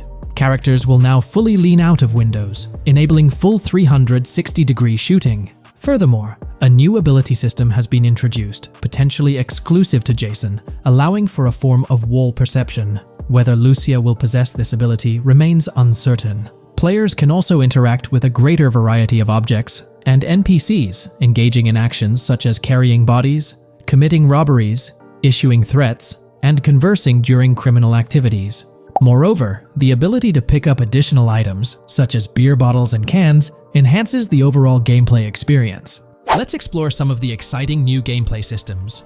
Firstly, there's the introduction of money laundering, hinted at during the Hank's Waffles robbery. An icon found near the car wash property featured a washing machine with a dollar sign, suggesting potential opportunities for money laundering. This implies that players may be able to purchase properties with the intent of laundering money, although specific details on mechanics remain undisclosed. Nevertheless, it appears players will once again have the option to acquire certain types of businesses for illicit activities. Additionally, there's a confirmed lineup of weapons, which includes a rocket launcher, assault rifle, baseball bat, polymer pistol, knife, bolt-action sniper rifle, Molotov cocktail, spear gun, which is intriguing, smoke grenade, compact SMG, flashbang, micro SMG, sniper rifle, heavy machine gun, auto rifle, and pump-action shotgun. Moreover, glimpses of Jason in various states, sporting different hair lengths and facial hairstyles, suggest a hair growth system akin to Red Dead Redemption 2. This feature seems highly likely given the game's lineage. In terms of sustenance, players can consume items directly from their inventory. In a scene at a gas station, Jason adds wine, soda, and fruit to his inventory, highlighting the ability to eat and drink on the go, akin to mechanics seen in Red Dead and GTA Online. In GTA 6, you can expect to encounter raccoons rummaging through trash cans and stealing food bags. This is evidenced in the game files, which document 3 world events: raccoon climbing out of garbage, raccoon rummaging through trash, and raccoon stealing food. While there are numerous intricate details to explore, we've uncovered a multitude of confirmed locations spread across Vice City and its surrounding areas. Naturally, Vice City serves as the central hub, encompassing neighborhoods such as Edgewater, North Vice City, Rock Ridge, Little Haiti, Vice Beach, South Beach, Washington Beach, and Key Biscayne. Additionally, there's Port Gellhorn, which appears to be a distinct city akin to Sandy Shores or Palito Bay from previous games. Other notable spots include Yorktown, Ambrosia, Sundown, The Keys, La Pearl, Red Hill, Lake Leonida, Hamlet, Stockyard, Homestead, Grass Rivers, Ikenfaka, various underwater locations, and more. Each of these locales is meticulously detailed, with numerous mini locations nestled within them. It's remarkable how much information we already have about the game's expansive geography. In GTA 6, if your character sustains injuries, health will regenerate slowly over time. To expedite recovery, you can access the weapon wheel and utilize a healing item. Unlike GTA 5, where health only regenerates up to 50% naturally and requires snacks for full recovery, GTA 6 appears to allow for natural regeneration to full health, albeit at a slower rate. While not officially confirmed, it's implied that using a medical item will accelerate this healing process. Regarding open-world activities, there are 7 confirmed activities thus far: dice, golf, fishing, races, adventuring, shipments, and delivery van events. A video showcases a delivery van event near the industrial area of Port Gellhorn, featuring active security cameras that add complexity to potential heists. 2 distinct event types mentioned in the events list are Pragmatic Cool and Chaotic Romantic, introducing a new event type called Cop Trap, strategically placed in various locations across the map. The confirmed locations are displayed on your screen, indicating that law enforcement will deploy different tactics to apprehend you. Next, let's explore the array of new features spanning 2 full pages. Firstly, an enhanced AI system is showcased in a video, where enemy AI targets Lucia once she turns around. These adversaries demonstrate improved decision-making, adapting their shooting tactics dynamically based on the situation. Notably, they adjust their positioning relative to nearby objects, aiming to avoid frustrating head-glitching tactics. Additionally, they display more tactical behaviors, such as lowering their profile during reloads and employing lateral strafing while firing.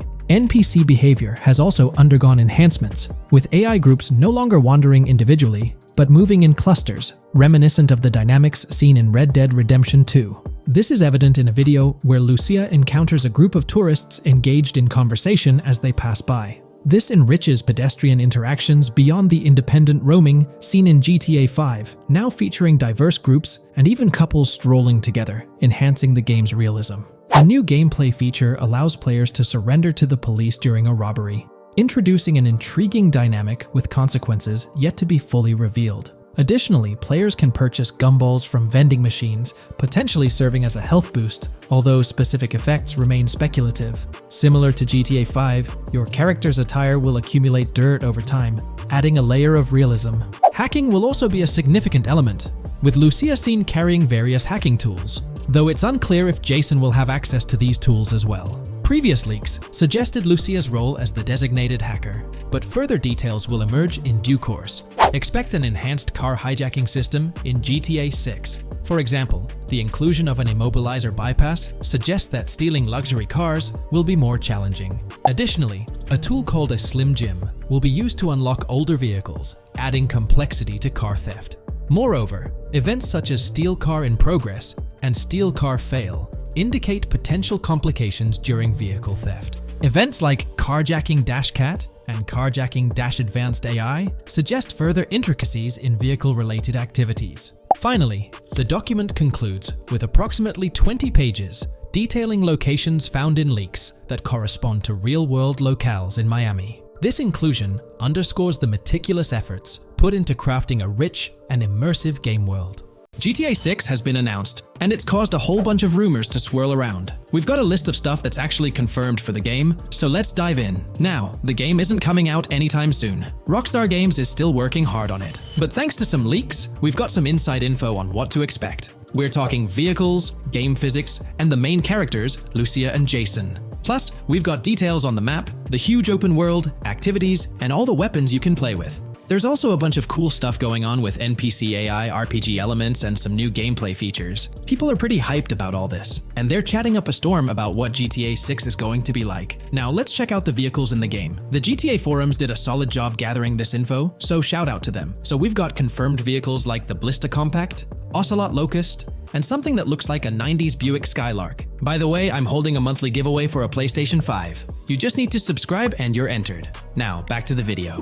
There are a bunch of other cars too, without official names, like a 90s Chevy Caprice, a 2016 present Chevy Malibu, a Chevy Sonic, and a 2018 to 2022 Honda Accord. Rockstar usually gives these cars funny names. Other rides include the Albany Primo, Benefactor Shafter LWB, something that's like a mix of Ford Explorer and Tahoe from the 90s or 2000s, a 2018 present Toyota RAV4, with Lexus NX vibes and a Mercedes grille, the Pegassi Tauros, a 1980s Jeep CJA Scrambler, a 5th-gen F-150, a G20 conversion van, a Brute Camper, a Vapid Speedo, H5 Mixer, Metro Mover, D-Class Sheriff SUV, Mobatsu Sanchez Livery, Nagasaki Street Blazer, a 1970s Ford Ranchero, a 1971 Buick Estate, an Albany Emperor, D-Class Turbo Sabre, Yoga Classic, the Contender, and Sadler. And don't forget the Slam Van Pickup, Bobcat XL, an updated Regina, Alpha, Gauntlet Classic, Moonbeam Helion, Boxville Go Postal, an unknown Albany car that's based on a 1959-60 Cadillac, a Rebel, some Asian sedan, Ferrari or Feroci, Baller, Novak, Buffalo STX, Alpha and Feudo, a Benson,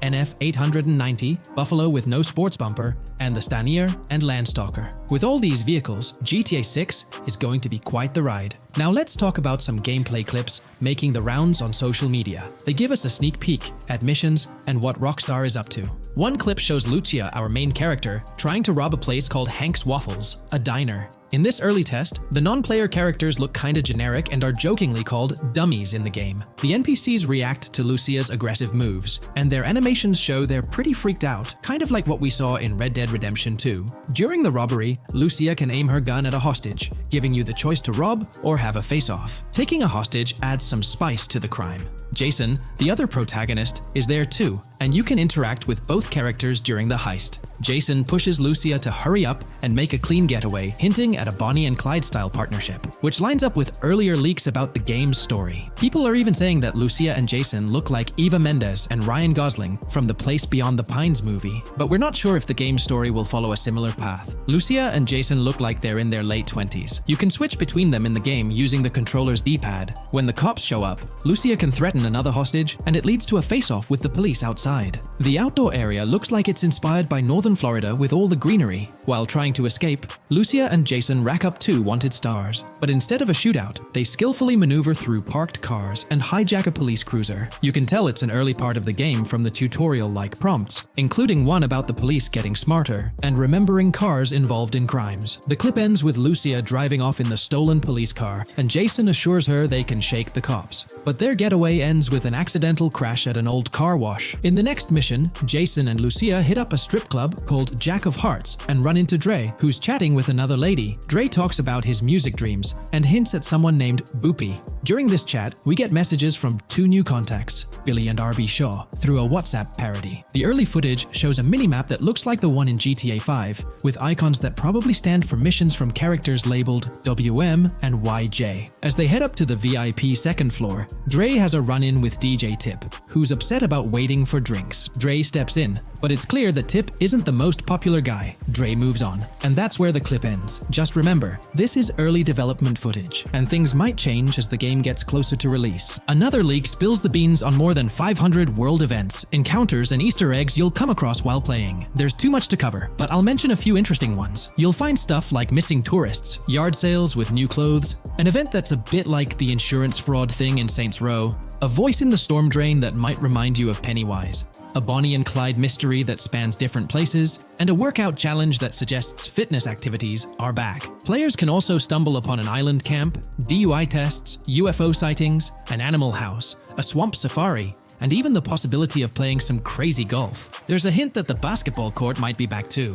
Events like fishing, Satanist houses, backyard wrestling rings, and mansions with big cats offer a bunch of different experiences in the game world. Now, let's talk about the main locations in Grand Theft Auto 6. Ambrosia has Ambrosia Farms and the Tarmac. Bayside Copperhead, the Everglades or Grass Rivers, Fairyland and Fairyland Forest offer different environments. The Keys region includes places like East Key, Low Key, and spots like a garage, gas station, and liquor store. Lake Okeechobee has a motel, prison, and racetrack, while Little Haiti, North Beach, and North Miami come with places like gas stations, hideouts, and liquor stores. Port Gellhorn offers a variety of spots to explore, like an abandoned building, basketball court, beach, bingo hall, bowling alley, car wash, fishing store, fruit stand, gas station, motel, pawn shop, police station, quick shop, raceway, soccer field, and trailer park. Red Hill has a forest, South Beach features a boardwalk, gym, hotel, Ocean Drive, and park. South Miami Sundown includes a beach and tarmac, and Vice Beach covers Vice City suburbs and Washington Beach. There are also other interesting places like an abandoned hotel, observatory, Fountain of Youth, homeless community, Malibu Club, Monument of Leonida, Redneck Yacht Club, Spaceship House, underwater research facility, and Dinosaur World. According to info from the GTA forums, Grand Theft Auto 6's open world is estimated to be at least 2.5 times the size of GTA 5 ES, giving players a massive world to explore. The game seems to take cues from the successful approach in Red Dead Redemption 2,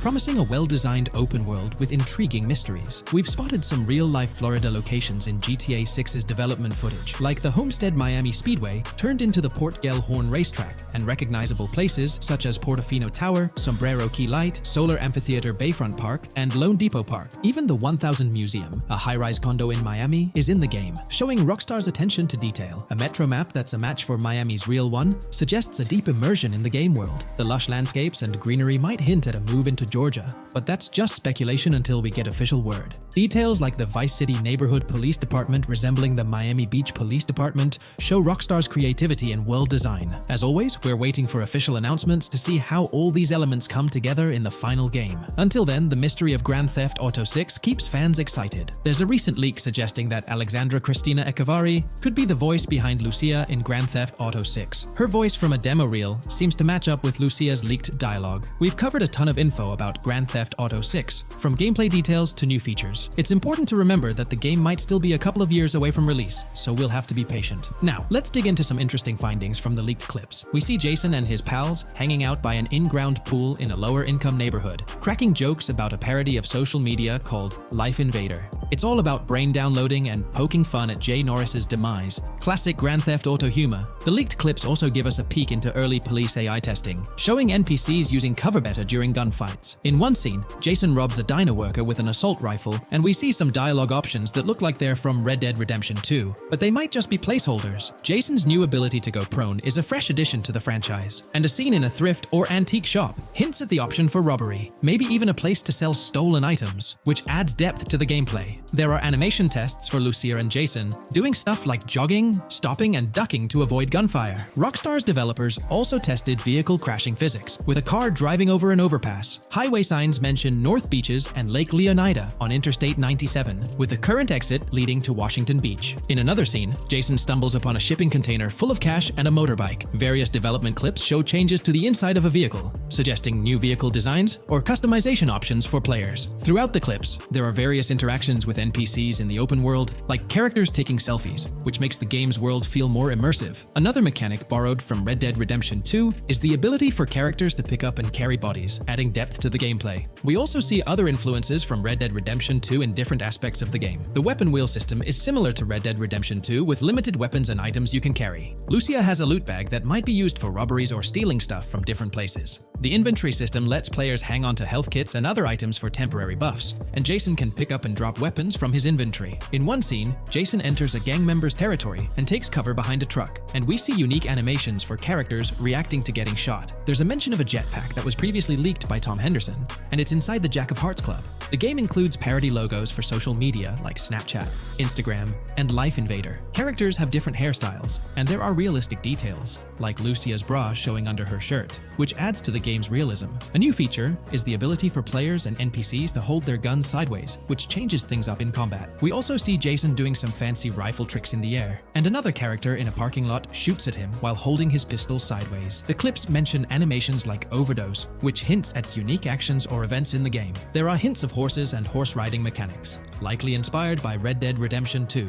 The open world is packed with places to explore, like motels, metro stations, restaurants, pawn shops, and supermarkets. Small details like being able to get a gumball from a quick shop machine add to the overall experience. The game adds RPG elements, like managing food, drinks, sweat, fatigue, and even taming animals, which gives players a deeper gameplay experience. There are references to mountain bike ramps and city bike rentals, promising fun cycling activities. The leaked clips talk about loads of weapons, from regular firearms like pistols, shotguns, and rifles, to unusual ones like golf clubs, baseball bats, and crowbars. Players can also use tools like flashlights, binoculars, and lockpicks. Players can stay in motels and hotels, with the Kington Hotel as one option. There's even a pool party with live music for players to attend. References to the Everglades and wildlife like alligators, snakes, raccoons, and birds hint at diverse and unique environments to explore. A cool addition is the ability to shoot while swimming, which adds a new twist to combat situations. With all these elements, Grand Theft Auto 6 promises to be an immersive and engaging gaming experience. In today's video, we're about to explore the intricacies of the Vice City mapping project, unraveling the mysteries of the latest map iteration. Join us as we meticulously analyze the details and draw insightful comparisons between the expansive GTA 6 map and its predecessors within the series. Our adventure doesn't stop there. We'll be immersing ourselves in the leaked information from 2022, unveiling a treasure trove of open-world activities. Brace yourselves for a comprehensive list featuring every nook and cranny on the GTA 6 map, showcasing not only new additions, but also the anticipated return of beloved locations from the iconic GTA Vice City, as hinted in the leaks. Let's kick off this exploration by delving into the heart of the GTA 6 mapping project. For those familiar with it, this official endeavor aims to provide a scale-accurate representation of what players can expect in the actual game. The map sprawls across two major cities, Vice City and Fort Gorn, and every detail is meticulously curated from leaks and the official trailer. Now, for those wondering about the seemingly expansive green spaces on the map, it's important to acknowledge the limitations of our knowledge. The apparent emptiness serves as a stark reminder of the scarcity of information currently available. The top portion of the map, appearing cut off, isn't indicative of boundaries or future expansions, but is rather a canvas awaiting details yet to be unveiled. Addressing rumors about the map's size, Speculation abounds that GTA 6 will boast 3 major cities. While Vice City and Port Gorn are confirmed, the third city remains shrouded in mystery. There's a buzz that it might be Yorktown, potentially located north of Port Gorn. However, specifics about the placement of these locations marked in red are still elusive. Now, let's delve into the exciting prospect of exploring key locations on the GTA 6 map. These names, extracted from the official trailer and leaks, offer a tantalizing glimpse into the rich and diverse world awaiting players. Get ready to traverse the landscapes of Yorktown Red Hill Fairyland Forest, near Berryland, a whimsical Disneyland parody, Ambrosia Lake, Leonida, Lore North, Beaches Belleville, Ica, Vice City, Hamlet, Grass Rivers, and the enigmatic Gator Keys. As our journey unfolds, stay tuned for more updates, insights, and speculations surrounding the continually expanding universe of GTA 6. The road ahead promises thrilling surprises, and we're here to navigate it together. Now, let's delve deeper into the intriguing details surrounding Port Gellhorn. The bustling streets and structures around Hank's Waffles Diner, a focal point for a heist according to the leaks, spark anticipation for dynamic in-game events. The meticulous rendering of these locales not only captures the essence of the city, but also invites players to immerse themselves in the narrative-driven experiences that Rockstar Games is known for. Examining the speculative changes in Port Gellhorn, the notable relocation of the Port Gellhorn airfield suggests a strategic reimagining of the city's layout. This shift, coupled with the adjustment of the Port Gellhorn Raceway, hints at a carefully planned urban evolution, potentially altering the dynamics of the airport's placement within the city. The industrial sector of Port Gellhorn provides a gritty backdrop, with the iconic United States prison maintaining its imposing presence. The inclusion of the pawn shop, prominently featured in the trailer, underscores the developer's commitment to integrating real-world elements seamlessly into the game environment. Venturing southward, areas like Second Fina and Belleville remain enigmatic, their constant relocation adding an element of unpredictability to their final positioning on the map. Ambrosia La Pearl, steeped in mystery, teases players with its undisclosed location, heightening the sense of intrigue surrounding these diverse neighborhoods. Our exploration now takes us into the heart of Vice City, where a substantial chunk of the urban landscape unfolds before us. While speculation abounds regarding the placement of red buildings and names, the gray structures, sourced from both the trailer and leaks, serve as tangible landmarks, anchoring our understanding of the evolving cityscape. Vice Beach emerges as a vibrant district, adorned with numerous hotels that were meticulously analyzed in previous videos, providing a tangible link between the virtual world and its real-life counterparts. Washington Beach, with its diverse skyline, beckons players with promises of new adventures, enhanced by the improved streets of Stockyard, Little Haiti, Rock Ridge, and Crosstown, as showcased in the trailer footage. Descending further into the enchanting realm of Grass Rivers, we come across the enigmatic district of Hamlet, speculated to mirror the charm of Homestead. Yet, the persistent red designation leaves us tantalizingly in the dark about its precise location. This region reveals fascinating landmarks, including a power plant nestled at Turkey Point and a sewage treatment plant, painting a vivid picture of the industrial landscape, as gleaned from leaked footage. The presence of Grass Rivers itself, along with the mysterious Gator Keys and the alluring sundown, adds an extra layer of intrigue to this particular segment of the expansive GTA 6 map. A moment of appreciation is certainly due to the dedicated individuals steering the mapping project, whose commendable efforts grant fans an evolving and detailed peek into the GTA 6 world. Their commitment to accuracy and meticulous attention to detail foreshadow an immersive gaming experience, setting the stage for the excitement surrounding the official release. Now, let's delve into a truly mind-blowing comparison that has set the gaming community abuzz. Our gaze shifts to the juxtaposition of Los Santos from GTA 5, Liberty City from the iconic GTA 4, and the highly anticipated Vice Beach from GTA 6. The comparison not only highlights the need for potential adjustments in Vice Beach's size, but also emphasizes the extraordinary density and detail that players can expect. Acknowledging the observed need for a slight enlargement of Vice Beach, the visual impact remains nothing short of extraordinary. The comparison underscores the incredible density that GTA 6 promises, reminiscent of the lively streets and vibrant atmosphere experienced in the streets of GTA 4's Liberty City. Speculation regarding the buildings in Vice Beach, as showcased in the mapping project, heightens the anticipation, with the close proximity of structures promising an unparalleled level of immersion and detail, evoking nostalgia from the beloved GTA 4 era. This meticulously crafted map stands as a colossal playground, harking back to the bustling streets that made GTA 4 a standout title. The intricate detailing, the tightly packed urban landscape, and the anticipated density all point towards an experience that pays homage to the franchise's esteemed roots, while pushing boundaries in the expansive open-world genre. The enormity of GTA 6, both in size and detail, heralds a new era in gaming. The astonishing comparison, showcasing the potential density and intricacy of Vice City, is nothing short of a revelation. A special acknowledgement goes out to the mapping community for their outstanding work in envisioning an entire Vice City characterized by a multitude of buildings. The level of density and detail promised is unprecedented and is set to redefine the benchmarks of open-world gaming. The concept of an expansive map allegedly featuring 3 cities elevates the excitement, presenting players with a gaming landscape of unparalleled proportions. Now, delving into the realm of open-world activities revealed in the 2022 leaks, the thrill intensifies. With 4 confirmed activities and the potential inclusion of dice, GTA 6 promises a diverse range of immersive experiences. Golf, fishing, and races are confirmed elements that contribute to the dynamic and engaging environment that Rockstar Games is crafting. A particularly intriguing moment unfolds in the trailer, as Jason, visibly nervous, speeds away from a robbery scene, with Luke clutching the ill-gotten cash. In the distance, the iconic Topgolf in Doro makes a cameo, a real-world entertainment destination located in Doro, Florida.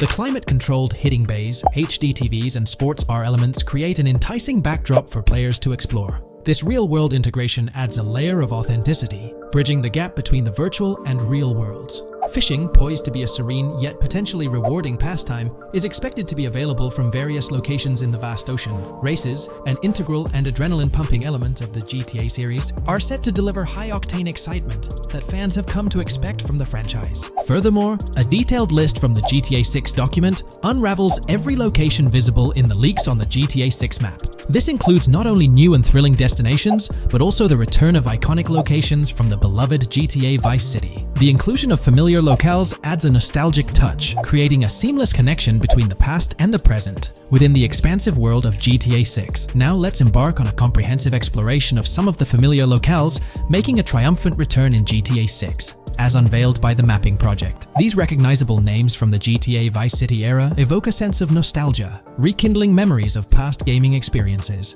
Leaf Links, Malibu Club, Washington Beach, Ocean Drive, Ocean View, and Little Haiti are just a few examples of the beloved spots that players will once again encounter in the immersive world of GTA 6. It's a poignant journey back in time as we rediscover these iconic locations, now reimagined and seamlessly integrated into the highly anticipated GTA 6 map. Venturing further into the extensive list of locations, our focus remains on the map, unveiling an array of intriguing places that contribute to the game's richness. Among these, the Jack of Seas nightclub takes center stage, having made appearances in both the official trailer and the leaks from 2022. While a detailed reading of every location is beyond the scope, feel free to pause the video and explore these fascinating spots at your own pace. From quaint small stores to the distinctive stone sculpture gracing Vice Beach, each location adds layers of detail and authenticity to the sprawling game world, some of which have been exclusively revealed through leaks. Shifting our gaze to Port Gilhorn, a diverse array of captivating places awaits discovery. The car wash, soccer field, a bustling basketball court, the Ambrosia Farm, and the intriguing King Neptune statue are just a glimpse into the eclectic offerings in this part of the map. Sailing through the Keys, exploring underwater ruins, investigating an underwater research facility, and contemplating the mysteries of the Bermuda Triangle add an extra layer of fascination to the GTA 6 experience. With the unveiling of the Mapping Project, the sheer depth and meticulous attention to detail that Rockstar is investing in the GTA 6 map become even more awe-inspiring. The possibilities for Easter eggs and hidden secrets in this expansive and densely packed landscape seem limitless. As we peel back the layers, the anticipation and excitement for the intricate world Rockstar is crafting only intensify. In today's video, we're delving into the character creation aspect of Grand Theft Auto 6 and exploring how in-game NPCs will be generated. We'll take a look at a recent patent filed by T2 Interactive, the parent company of Rockstar Games, which sheds light on the character creation process within the world of GTA 6. The patent reveals details about a new system developed by Rockstar Games, designed to streamline character creation and leverage the capabilities of current generation consoles more effectively. As game worlds grow in size and complexity, filling them with diverse and compelling characters and environments becomes increasingly challenging. Artists are tasked with creating every individual in-game object, from characters to buildings and interiors. As these worlds expand, the computational and design efforts required also increase. However, Rockstar Games has once again demonstrated innovation by developing a system that optimizes the rendering of 3D objects, ensuring efficiency without compromising on detail. This system addresses the challenges posed by the ever-expanding scope of game worlds. The patent we're examining in this video is titled System and Method for Game Object and Environment Generation. This video takes a deep dive into the generation of building interiors and characters within the expansive world being crafted by Rockstar Games. The patent starts off by providing an overview of how objects function within 3D spaces, as explained by Rockstar. Objects used in 3D graphics, often called assets, are a combination of geometry data, for example, the 3D model, and data for textures associated with the geometry data. An asset may be formed of one object, or it may be a composite object made from a combination of objects. The objects that form a composite object may in different contexts be used as independent assets unrelated to the composite object, or they may always be used as a subset of a larger object. They've provided an intro to how 3D objects function in games, aiming to help us grasp the workings of their latest invention. Persons of skill in the art will recognize that many different sorts of assets, such as vehicles, can be made from collections of subcomponents. For example, one aspect of the game might require a room, say a dining room. That entire dining room could be considered one game asset, but it will likely be created from several other assets, such as a table, chairs, dishes, glasses, wallpaper, flooring, etc. The glasses and chairs are independent of the larger dining room asset. As another example, a virtual person in the game, such a background character in a scene, would also be an asset. A person asset might be made up of a number of interchangeable objects, such as legs, a torso, arms, a head, etc. Because the person is made up of interchangeable objects, a variety of different persona sets can be made by mixing and matching different constituent parts. But a body part like a torso might always be used as a subpart of a larger body object. Prior art systems generally include libraries of game assets. The systems and methods of the present disclosure add a metadata layer to these game asset systems and provide modified development and game architectures to take advantage of the new metadata layer. This metadata layer includes tags that are added to the object in order to provide useful descriptors. In a preferred embodiment, these descriptors are completely free-form and without context. This allows developers to specify information about objects as needed without having to be locked into a rich pre-configured schema. Rockstar's new system introduces an additional metadata layer and utilizes tags for enhanced functionality. In the next section, they provide examples illustrating how this tagging system will operate. For instance, characters and virtual beings within the game world will be assigned tags like skinny, chubby, average, attractive, ugly, young, old, and so on. They explain that this tagging system won't just apply to the 3D models or textures alone, but to the entire object package, which includes the model and its associated textures. Essentially, every aspect of a particular character will be tagged. For example, skin textures for elderly characters will be tagged as old, while arms and torsos for heavier characters will be tagged as chubby. They also list other tag examples provided by Rockstar, such as sporty, hipster, emo, preppy, nerdy, luxury, basic, new, worn out, business, and formal. Moreover, each component can have its own tag, and there can even be collections of assets with tags. Furthermore, they explain that all these assets can be stored on servers for easy developer access via an application programming interface (API). Additionally, these assets can be stored in various formats like XML, limited text, binary encoding, relational databases, and others, depending on the developer's proficiency. The systems and methods of the present disclosure further advantageously use the metadata via a rule set layer that uses the metadata to increase the speed and efficiency of game rendering, world or scene creation, game script execution, and rendering fidelity. In particular, the rule set allows designers to add context to the tags and to control their use by setting rules for the asset usage and the asset's interaction with the game and other objects. These rules are unrestricted and can be used to provide a wide variety of different capabilities and restrictions for objects. Let's take a look at how these tags will be put into action.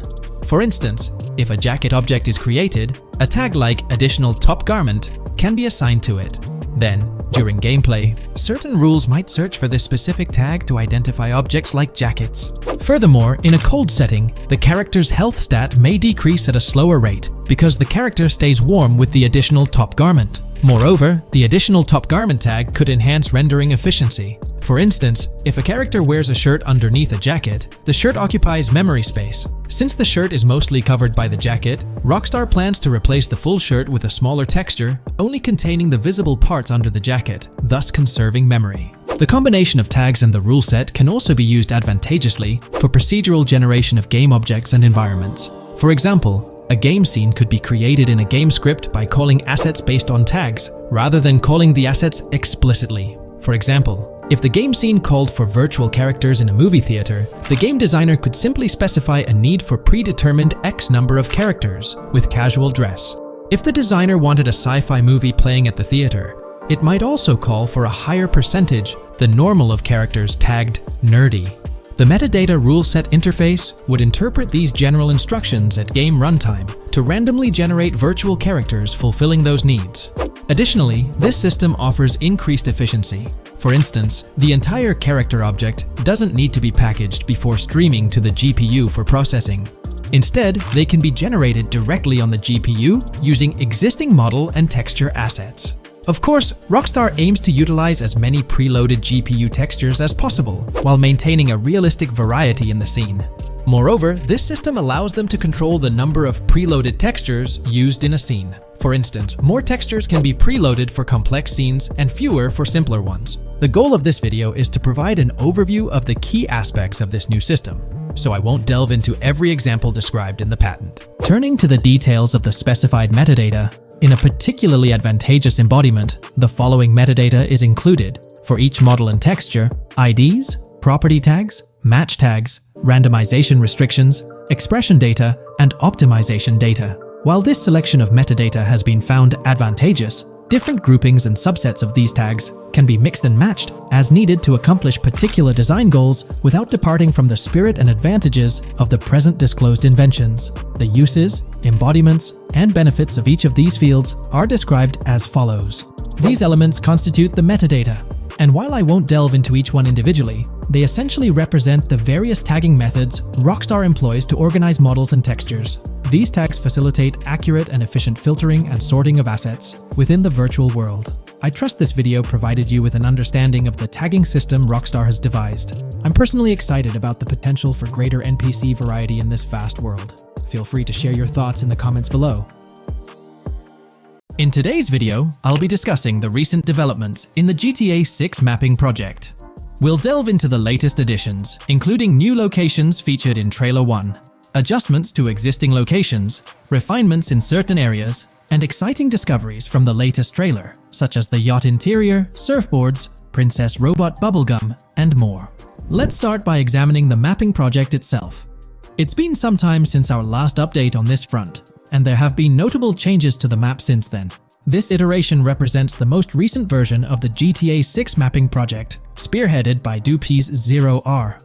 Below, you'll find a roster of individuals who have contributed to this endeavor, and it's worth noting that this list has been recently updated. This project stands as the largest and most comprehensive effort within the fan community, with the goal of predicting the map of GTA 6 as accurately as possible prior to its official unveiling. DupZ0R mentioned that there's still an extensive list of elements to incorporate and modify, but for now, this update suffices. Anticipate further alterations to the map in subsequent updates. This iteration represents the latest version of the GTA 6 mapping project. Notable adjustments have been made to the legend and the manner in which various elements are annotated on the map. All markers now include viewing cones to indicate their general viewing direction. However, it's important to note that the angle of these cones is merely symbolic. Additionally, speculative location markers have been updated with red outlines to differentiate them from non-location markers. Furthermore, coordinate markers now display their corresponding clip names for easier identification. Changes have also been made to the naming conventions in the key section. For instance, you'll notice that the markers now include the names of the clips they are derived from. Let's delve into the alterations specific to Vice City. The angles of Rock Ridge and Stockyard have been tweaked to align with calculations/evidence and to better match the coordinates. By observing the outlines, you can see that both the Rock Ridge and Stockyard areas have been subtly adjusted, ensuring a more cohesive layout. There's a noticeable improvement in alignment. A notable update to the map is this section here. Previously, absent features have been incorporated from the edges of one of Rock Ridge's minimaps, and adjustments have been made to the water's edge in that vicinity, now depicted in dark green to indicate the genuine boundaries of this section of the Vice River. Additionally, several buildings in the Rock Ridge area have been identified, including the Rock Ridge Community Research Center, Miami Police Department, Venture Apartments, Orange and Pink, 7071 Warren Thacker Manor, inspired by Martin Fine Villa, Palace Cafe and Diary, all sourced from leaks. Furthermore, there are 2 speculative markers outlined in red, representing locations from the trailer. One in Rock Ridge is speculated to be the Hammer Hamlet Ladies location, while the other marks the high roller scene from the trailer. You can find the timestamps for both scenes on the map. Updates have been made to the route of the I-404, incorporating new evidence. This includes adjustments in Vice Beach and the positioning of the road near Rock Ridge. Notably, there have been alterations to the highway section near the airport. Additionally, speculative terrain and building positions in Washington Beach have been revised to align more closely with the evidence. Changes have been made to the shapes and locations of the Ritz-Carlton Bal Harbour, Akoya condos, and Jade Ocean condos. Furthermore, alongside the speculative road and landmass in the Bayfront Heights area, the Y Vice City and Gate/Continental hotels have been included in the Vice Beach vicinity. Additionally, several minor adjustments and fixes have been implemented.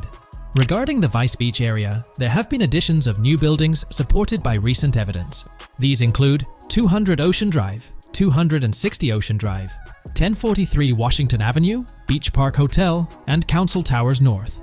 Moreover, over at Brickell Key Island, 2 new buildings, Brickell Key 1 and Brickell Key 2, have been introduced.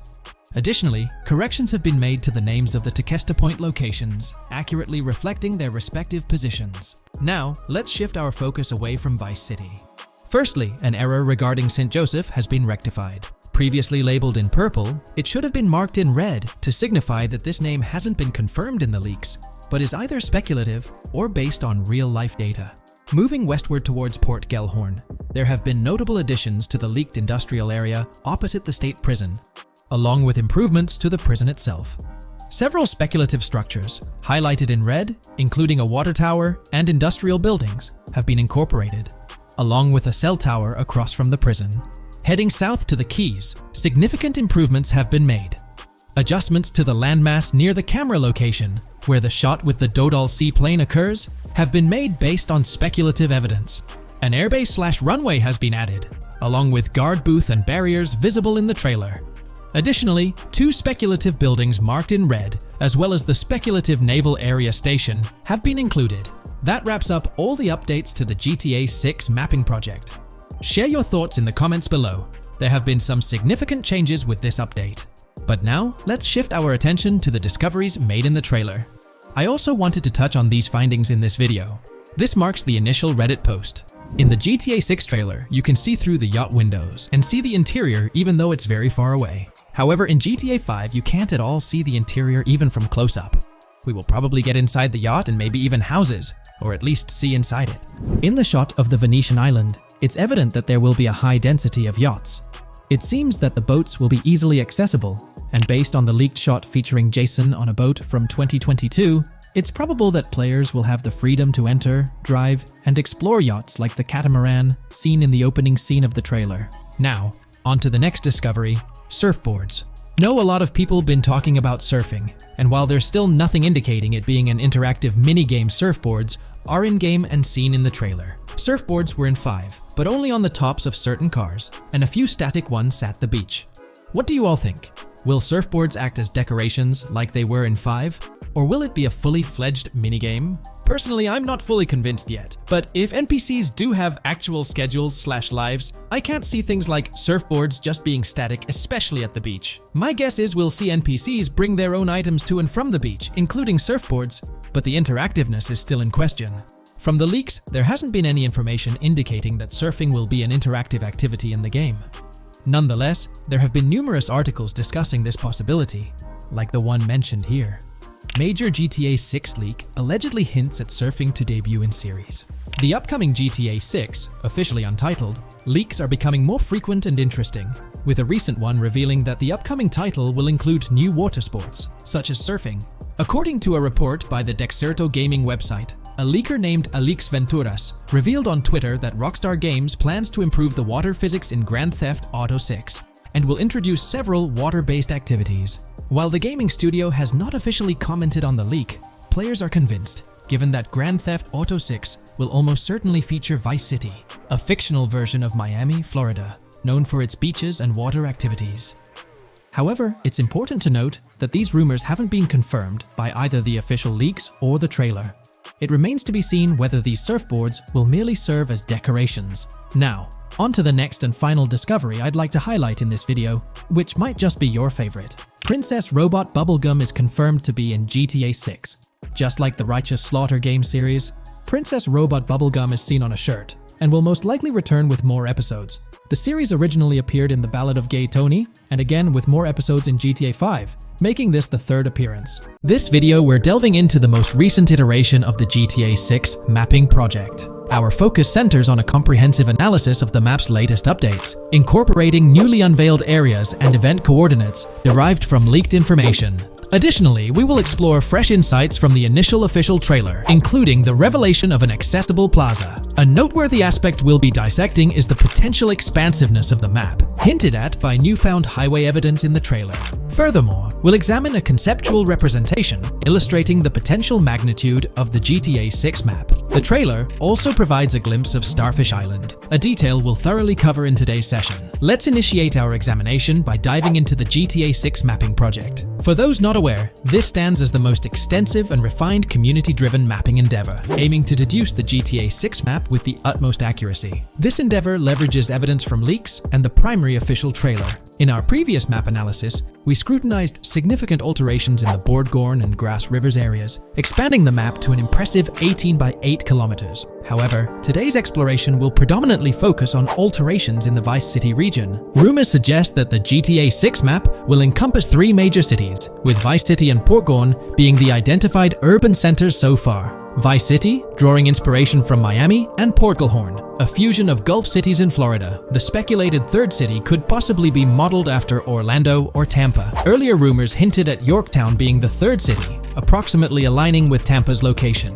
However, intriguingly, structures observed in leaked material from Portgorn were reminiscent of Panama City. Rockstar appears to amalgamate elements from distinct cities to craft a unique virtual landscape. Turning our attention specifically to Vice City, notable modifications are discernible in the Stockyard and Crosstown area. While these alterations may not be immediately apparent, a thorough comparison with the prior map iteration reveals notable changes in street layouts for improved connectivity. Building positions, including the relocation of the Jack of Hearts nightclub, featured in leaks and the trailer, signify significant shifts. Adjacent structures visible in the trailer's music video shoot scene have undergone subtle rearrangements. A noteworthy addition to the GTA 6 mapping project encompasses events gleaned from leaks, introducing a dynamic layer to our understanding of the evolving landscape. At present, we've pinpointed 4 events on the map, marked by light blue dots. These events include the missing persons poster at the liquor store, the big cat cage roof at Everyday Art Elephant, and the Everyday Art Sidewalk Creep, all clustered around the Crosstown SL Stockyard area. Meanwhile, there have been notable changes in the Vice River area,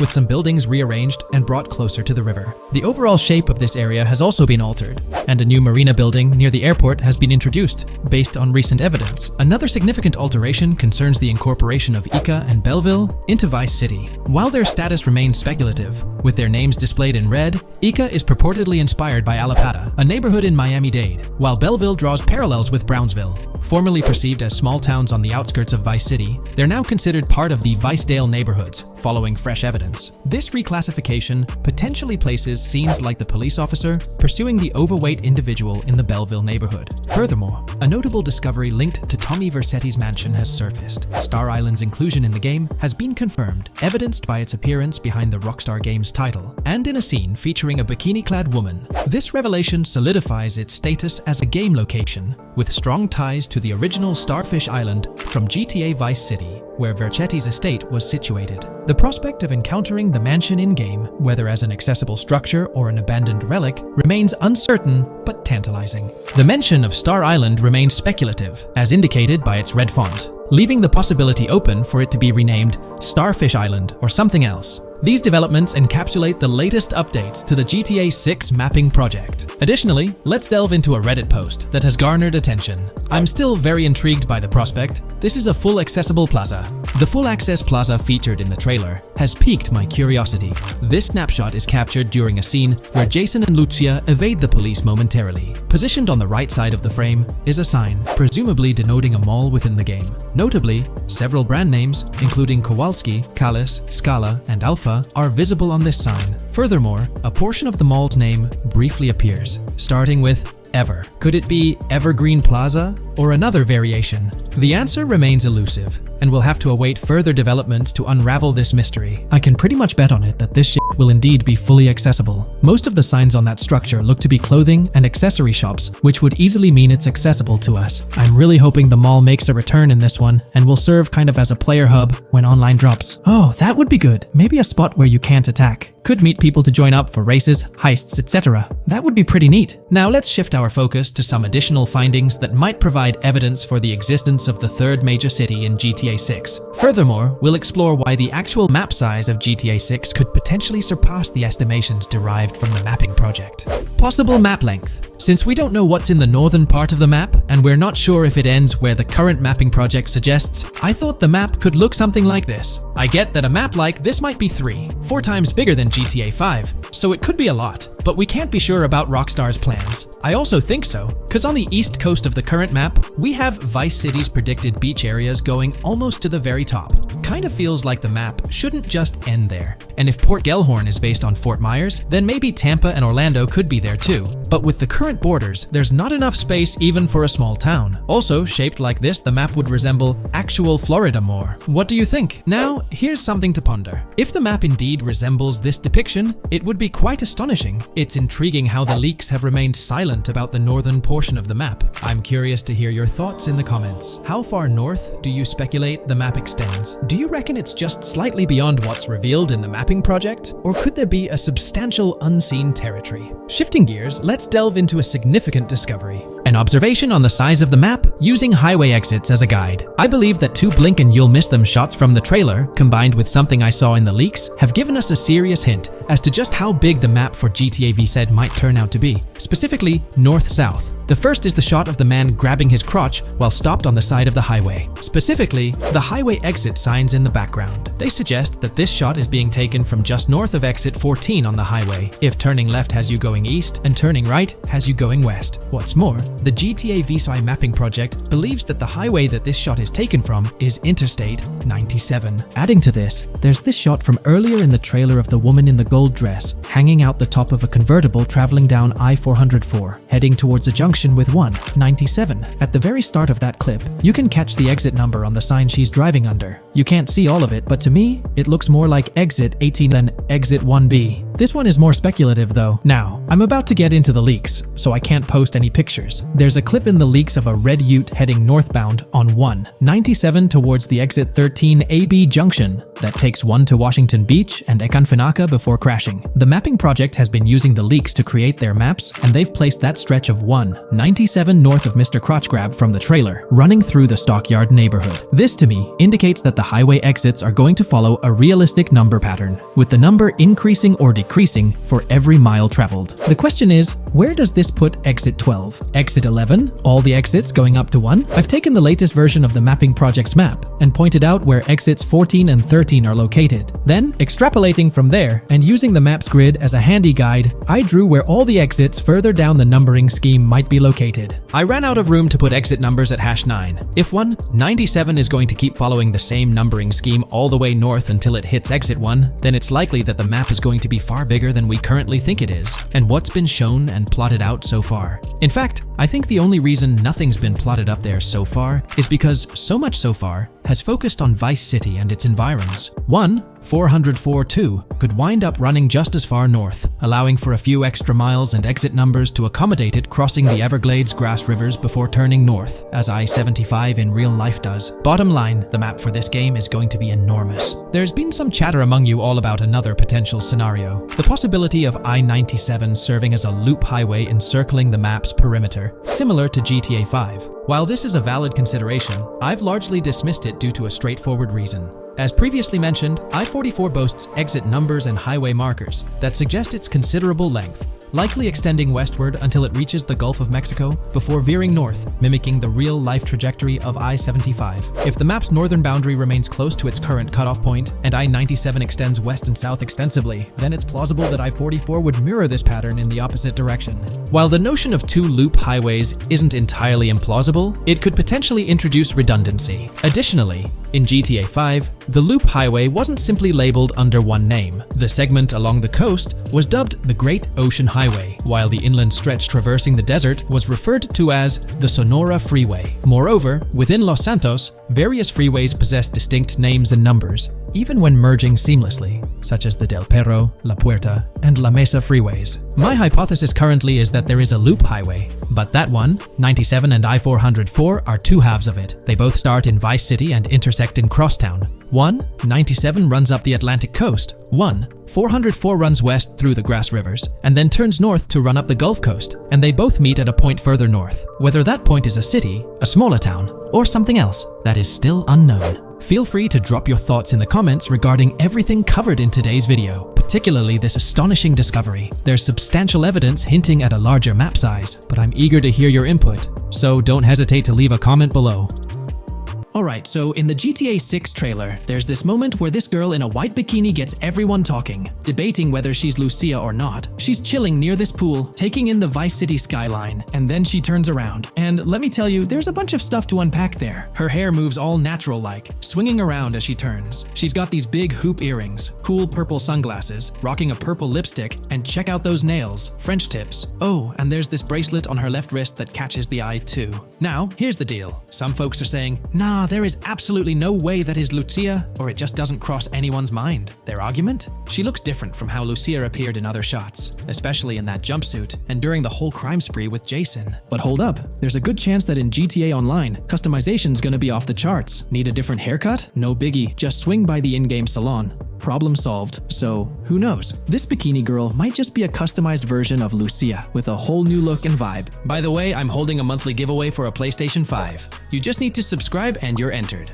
Now, back to the video. You know, I'm pretty confident that it won't cause much trouble. Just like in GTA 5 or Red Dead Redemption 2, it feels like they'll let us switch up our characters' hairstyles again, which is pretty cool. Now, about this scene, it looks like it's happening at a totally different stage of the game. At the start, Lucia's all locked up in jail, doing those petty crimes and all. But in this snippet, she's looking like she's hit the jackpot. Loads of success and riches. There's more to this in the trailer, giving us a peek into what a thriving Lucia might look like. She's sporting a different hairstyle, dressed to the nines, hanging out in a fancy car with Jason behind the wheel. And to top it off, the girl's getting her photos taken by the paparazzi. Some folks out there are betting that this bikini girl is going to be the face of Rockstar's marketing strategy. You know, just like how they've always had that iconic female figure in their marketing since the good old days of GTA 3. So, putting it all together, it really seems like this bikini girl is Lucia. From the style to the little details like the various hairstyles, everything seems to point in that direction. It's exciting to get these glimpses of what Lucia's different phases might look like in the game. Rockstar's been doing this thing with the promo girls for ages, from the early days of GTA 3 to the more recent GTA 5. You might remember them. The girl in the bikini holding the martini glass, or the San Andreas girl leaning over at the Vinewood sign with those shades. They've always had these distinctive figures for their marketing. A bunch of people are pointing fingers at this bikini girl, saying she's the new Rockstar promo face. But I've got my money on Lucia. Take a look at those birthmarks and accessories, those little marks on her face and arm. They're pretty similar to what the bikini girl's got. Sure, some aren't super clear, but makeup or sun exposure could easily cover them up. And those earrings and bracelets, they match up pretty well with all the girls who look like Lucia. Even if some shots might leave room for doubt, like the one where she's driving that fancy car. I'm pretty convinced it's Lucia. Jason's checking her out, the accessories are a close match, and her facial structure lines up. Not to mention, her body shape, facial features, skin tone, hair length, and color, pretty much all of it lines up perfectly. In that scene, the way the bikini girl moves seems a bit forced, like she's intentionally flipping her hair or something. So maybe it's part of a mission, Lucia trying to blend in at some event to gather info, or pull off a heist. Or perhaps it's one of those moments where she's at the top of her game, all successful stressful and loaded. Oh, and that bikini she's wearing? It's from the Santino brand, which first showed up in GTA 5. So, in GTA Online, we've got this whole range of clothing options, right? There are jackets, shoes, and some of them even parody luxury brands like Louis Vuitton, which is a real high-end clothing and accessories label. Now, some people are throwing around this theory that the bikini girl might be a returning character from the old GTA Vice City like Mercedes Cortez, but honestly, that's way off. Vice City was set in the 80s and GTA 6 is gonna be in the present, like probably around 2023. So the timelines just don't add up. Even though this bikini girl looks a bit different and acts a bit like an influencer, I'm pretty convinced she's Lucia. She's got those same body features and face structure as Lucia, and Lucia's a game changer as the first leading lady in modern Rockstar games. Before her, female characters mostly played supporting roles or were just NPCs in GTA games, never the main focus. Rockstar tends to put a lot of effort into their main characters. The little differences like the sunglasses or lipstick don't bother me much. We know there'll be in-game stuff you can buy, like accessories. And hey, being able to change hairstyles was a big deal in games like Red Dead Redemption 2 and GTA 5. So I'm pretty confident that the girl in that white bikini on that Vice City rooftop is Lucia. But yeah, I get it, there's gonna be a lot of chatter and debate. Remember the crazy theories from past GTA trailers? Like people saying the homeless guy was Nico Bellic, or that Michael was an older Tommy Vercetti? It's always possible I might be wrong. But to me, it all seems to point to Lucia here. Let me know what you think about Lucia in the comments below. Is she really the white bikini girl or not? I'd love to hear your thoughts down there. If you enjoyed this video, a thumbs up would be cool. And hey, if you're new here and want to stay updated on all things GTA and Rockstar games, consider hitting the subscribe button. Also, click that notification bell, because sometimes YouTube acts up, and the bell helps you stay in the loop with new videos. Anyway, thanks for watching folks, take care and catch you in the next video.